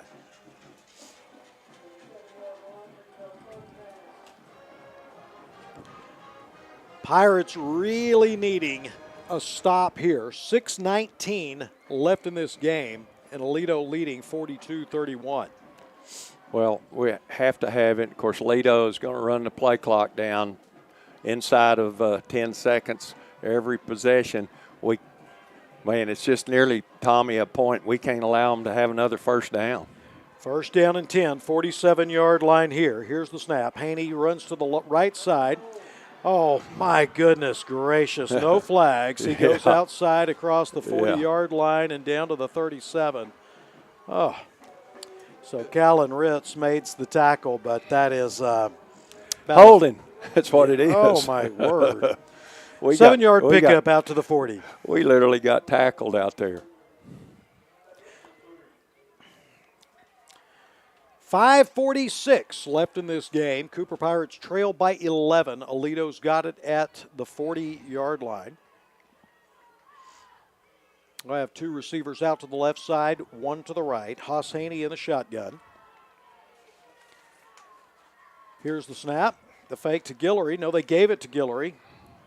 Cade Hayes is going to make the tackle as Guillory comes across the 35-yard line down to the 33, and Aledo has got a 1st down with 5:37 and an 11-point lead in this game.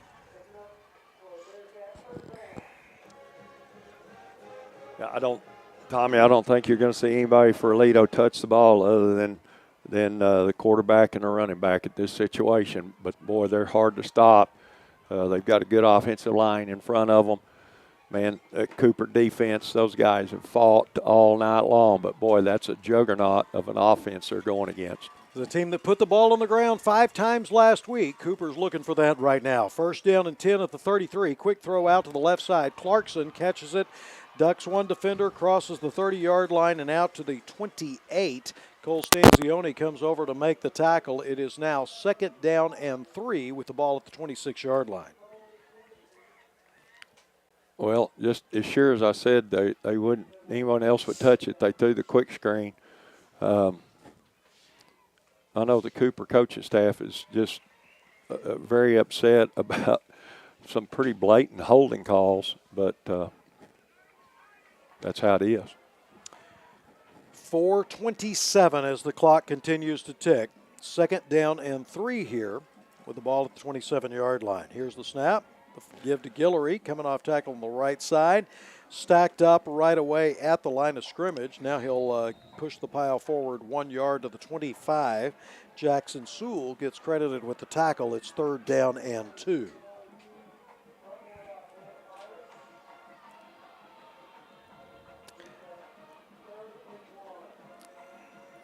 Wow. So 3rd down and 2, ball's at the 25-yard line, and this is one with 3 minutes and 49 seconds, and the way that Aledo is using up all of the play clock between snaps, if you're the Pirates, you've got to hold here. Got to, Tommy. Haney in the shot. Oh, no, this is Keys. Devon Keys in the Wildcat once again on 3rd down and 2. Takes the snap off tackle on the left side. This time he is does pick it up as he gets out to the 21-yard line. Cole Stanzioni made the tackle. But that is going to make this just about a bridge too far when you've got a 2-score game and only 1 timeout with 3:15 left. And you don't have the ball. Yeah. Man, Tommy, we took it down to the 4th and nearly, I thought this team was going to get it done. It's not over, 2:57 left. We need a turnover desperately. Aledo's got 1st and 10, 21-yard line. This time Haney is keeping it himself around the right side, crosses the 15-yard line and down to about the 9. I guess they're going to say the 10. Cole Katara makes the play, but it is enough for a 1st down. Hoss Haney.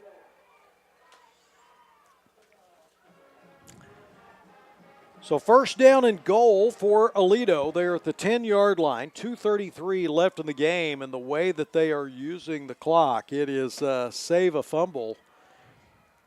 Pirates with only 1 timeout left may not be able to have the ball back. We'll see how this pays out. Haney takes the snap, the give to Guillory, and well, it looked like the Pirates just said, hey, we'll save the clock to allow him to go through. Goes through untouched from 10 yards out. Guillory into the end zone with 2:13 left in the game and extends the Aledo lead. Just a really big hole right there, Tommy. Man, that Pirate defense has been battling up front all night. No, they're fatigued a little bit. And touchdown by Aledo. So here is the extra point attempt. Ball is down. Kick hits the upright, so it's no good. That makes it got a 17-point game here, but it's still, you're talking 3 scores with 2 minutes and 13 seconds left in the game and 1 timeout. Well, I know Chip's having quite a conversation with the white hat down there. And certainly not taking anything away from Aledo, but wow. I mean, I'm sorry, but when you can go out and tackle in the open field a defender and nothing's going to get thrown, it is hard to stop an offense like this. But the Pirates, tremendous football game tonight. I hope they can put one more on them. So Aledo sends their kicking team out. They've got a 17-point lead here with 2:13 left in the game. Pirates are going to be receiving this kickoff. Callan Ritz standing at his own 5-yard line on the near side. Far side is Michael Deaver, just each of the two just outside the hash marks. After this game, of course, we'll have interviews. Taylor Peters will talk to Coach Chip Darden, so be sure to stay with us here. Here is the kickoff. Deaver is going to field it at his own 9-yard line. Comes across the 15, 20, 25, 30, and then hits. Oh, stays on his feet, running laterally now, 35, and out to the 36-yard line, make it the 39, and flags fly. And this is finally the Cooper Pirates. They're reacting as if, hey, we've been waiting for that after the extracurriculars after the play. Well, yeah, it's a pretty good time to start flagging extracurriculars with 2 minutes left in the game. This stuff's been going on all night. I'm sorry, it has. I'm watching it. Anyway, going to be a 15-yarder against Aledo, and they deserved it. So here is the call.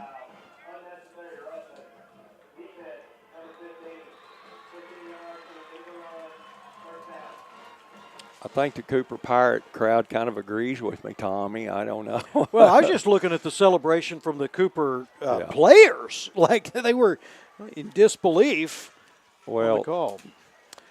2:03 left in the game. Pistol formation here for the Cooper Pirates. Rodriguez takes the snap. They trail big, or 17 points. Quick throw out to the right side. Jaden Kennard catches it on the sideline, dots the I at the 39-yard line before going out of bounds. Kai Howerton made the play. Got another flag.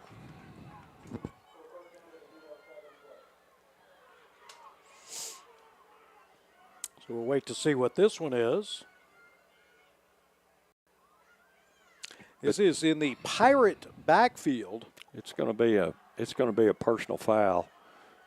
I'm anxious to see who they call it on. Officials still discussing things. After the play, unsportsmanlike conduct. Number 70 of the offense. 15 yards, second out. Oh, wow. That's all I can say. So the ball will be back to the 44-yard line of the Pirates now. And make it the 46 is where they'll spot it. Minute 59 left of the game. Pirates trail by 17. It's 48-31 area round of the playoffs. The winner of this one getting to play next week against the winner of tomorrow's game between Amarillo High and Red Oak. Shotgun formation here. Here's the snap. Rodriguez looks to the left, throws, caught at midfield, but then thrown backwards. Forward progress was in Aledo territory at the 49. Jake Gillespie makes the play, and the Pirates have got 3rd down and 12 at the 49. 1:40 left. Pirates trying to get another TD on the board. 3 receivers on the right side. Straight drop back for Rodriguez. Lots of time. Now pressure. Throws underneath. Hibbler's got it. 40. Now laterally. Keeps his feet. 35. Dives forward to the 34-yard line. Well, the 35. So that will still be a 1st down for the Pirates. Jake Gillespie once again making the play. Great hustle right there. Jaden, good catch. Man, Ryan threw that under pressure. Hit Jaden full stride. Jaden made a good play. Minute 19 left in this ball game. Pirates trailing 48-31. Shotgun formation once again. Straight drop back, looking right, throwing right. This one is intended for Marcinkowski, but falls short, incomplete. 2nd down and 10 at the 35.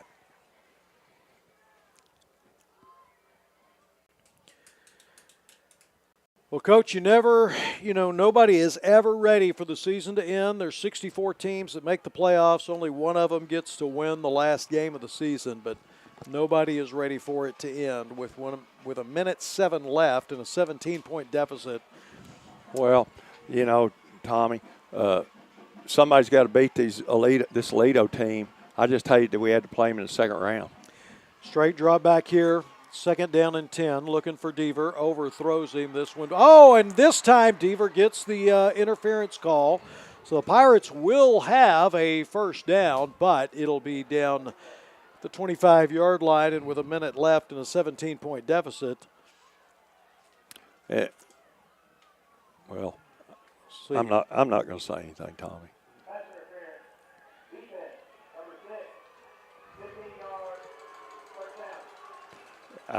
You can hear the Pirate fans too. If you're watching our TV broadcast, you can see what's going on. And I said this early in the ball game in the 1st quarter: the referees better get control of this thing and start throwing flags. And they didn't do it.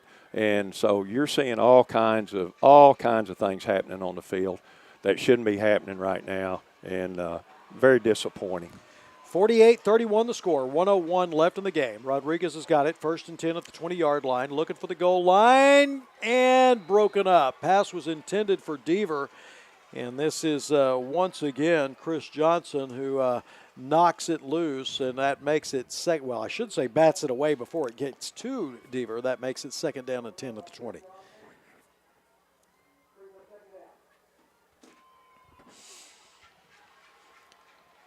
So Deaver is going out wide to the left side, as is Jackson Austin. 56 seconds left of the game. 2nd down and 10. Straight drop back for Rodriguez. Looks left, now looks right, throws. Kennard has it at the 7-yard line. Takes First a down. shot from Gillespie and just hops right back up. It's 1st and goal for the Pirates at the 8. Great catch. He knew he was going to take a shot. Great job by Kennard, man. He caught it and took the shot. 1st down. Let's put one in on him. Shotgun formation, 1st and goal at the 8. Quick throw out to the right side. Making the catch here for the Pirates is Gage Peepcorn, his first catch of the night. It's now 2nd down and goal with the ball at the 5-yard line. Clock is stopped with 38 seconds with him getting out of bounds. 48-31 the score. Pirates trail by 17. 2 receivers left, 2 right. Rodriguez in the shotgun, takes the snap, looks left, throwing to the end zone. Deaver with, oh no, he dropped it. It looked like he had well, he did until he hit the ground. He was looked like Johnson had a hand in there, and Deaver when he hit the ground. And I mean, Johnson just talking to him, pointing at him, all kinds of stuff after the play. Well, Tommy, very disappointing that this has been allowed to happen in this stage of football. And I go back to the officials losing control of this game, the trash talking, the cheap shots. And anyway. 2nd down and goal. Ball at the 5-yard line. Low snap. Going to the end zone once again. Lots of contact here. Michael Deaver, the intended receiver. It falls incomplete. Makes it a 4th and goal now at the 5-yard line.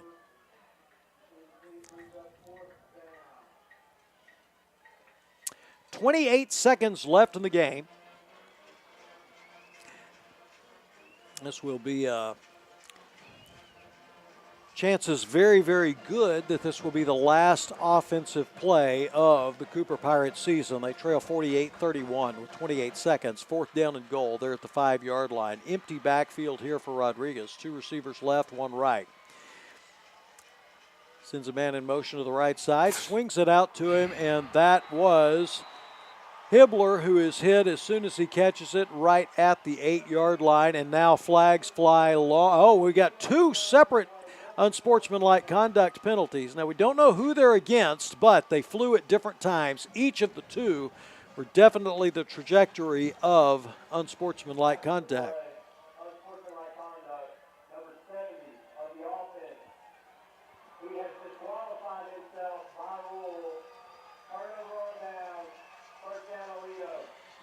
Now, only 1 penalty called there. That was against Pirates for unsportsmanlike conduct as they turn the ball over. They've only got 1 timeout left with 24 seconds left in the game. So you would anticipate that the Aledo Bearcats will just take a knee and be content to end this one by a score of 48-31, but they have not yet taken the field here. Well, once again, and this.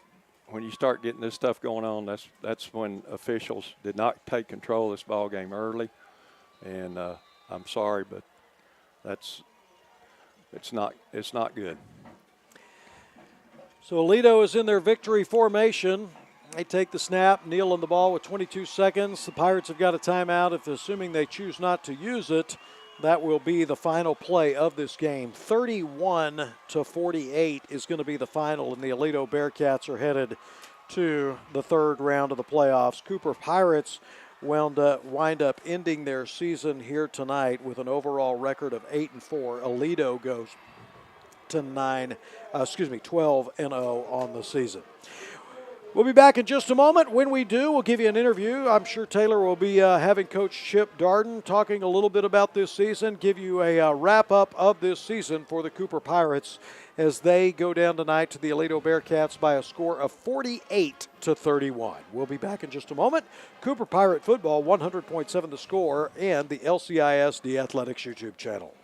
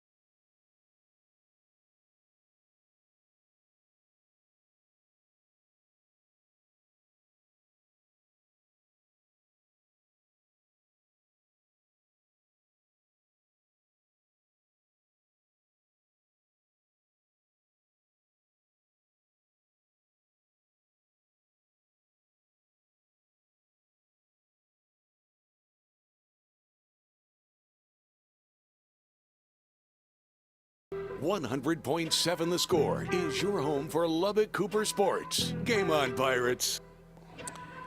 Welcome back to Wichita Falls Memorial Stadium. Cooper Pirates have just been beaten by the Aledo Bearcats in the area round of the playoffs, second round by a final score 48-31. This was one that was a fought battle. Coach, you look at that score, and boy, it sure feels like it tells a different story than what this game was. Yeah, it wasn't a 17-point game. Congratulations to Aledo.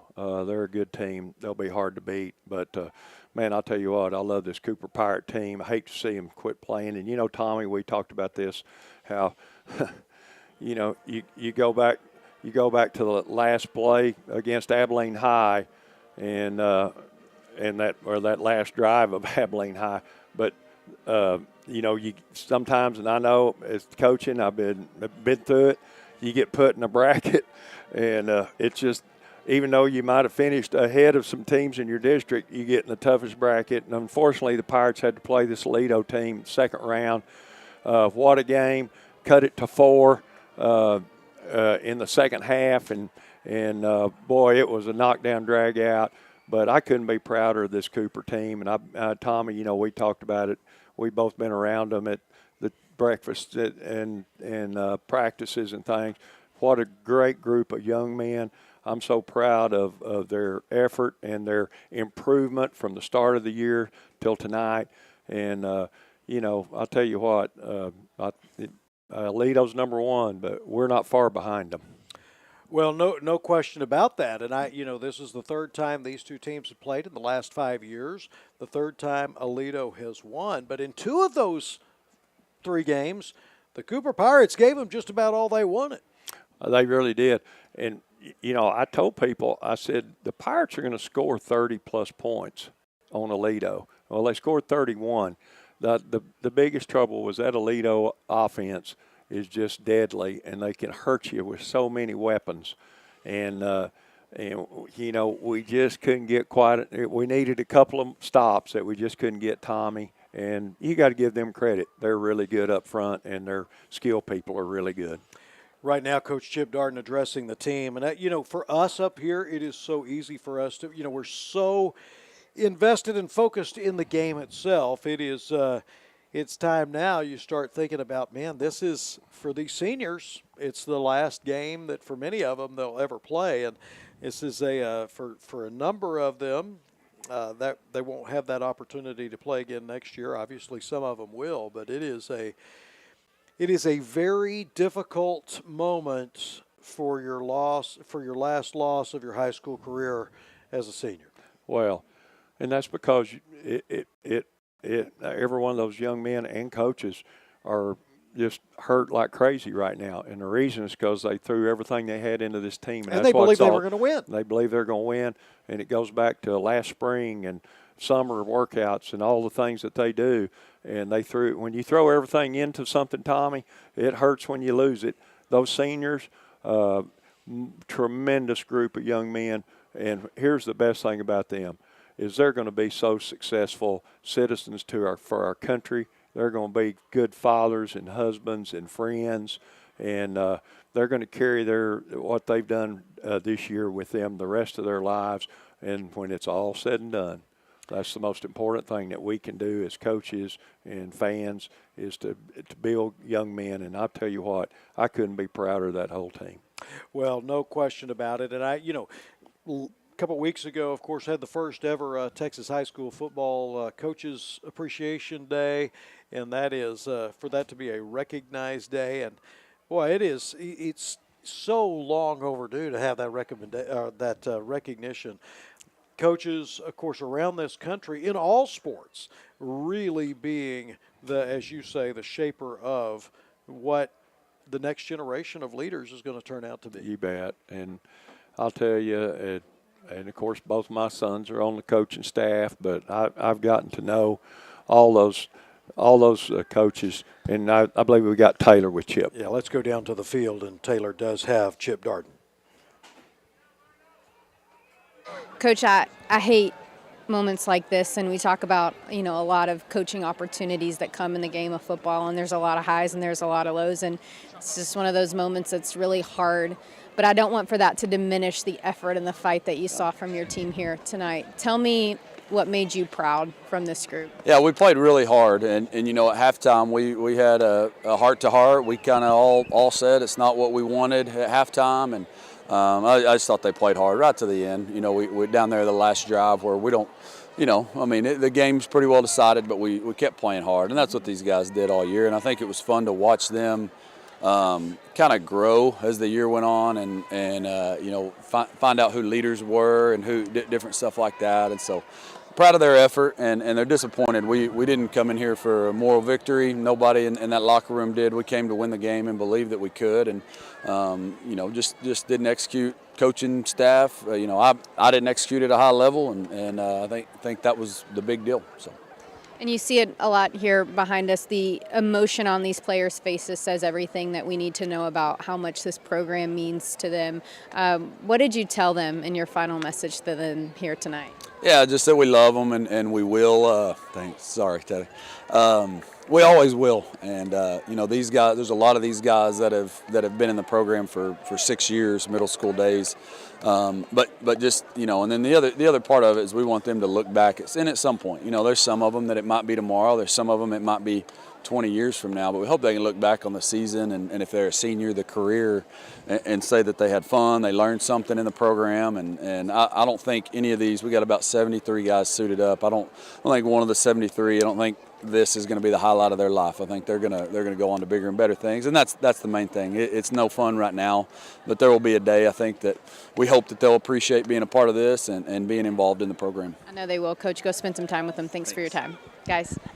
Thank you very much, and thank you to you, Coach Darden, as well. And there's no question that, as he said, they will be looking back on this. There's going to be a lot of things that they're going to accomplish through their lives, but they're going to appreciate the time that they had here. And Coach, I got to tell you, it is a quality organization. I'm not just talking about the success that they have on the field.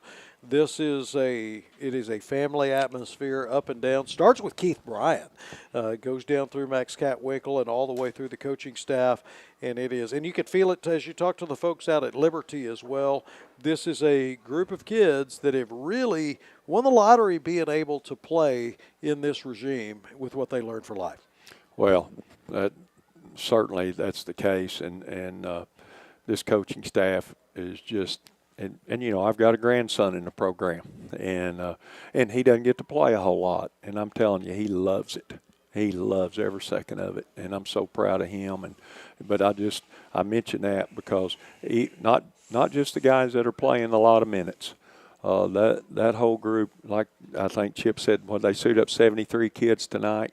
Man, they love that Cooper Pirate program, and I hope it keeps going and going and going. And once again, I just so proud of the team. And Tommy, I want to take time to thank you for the season. You and Chris and Taylor, man, y'all made my day. We're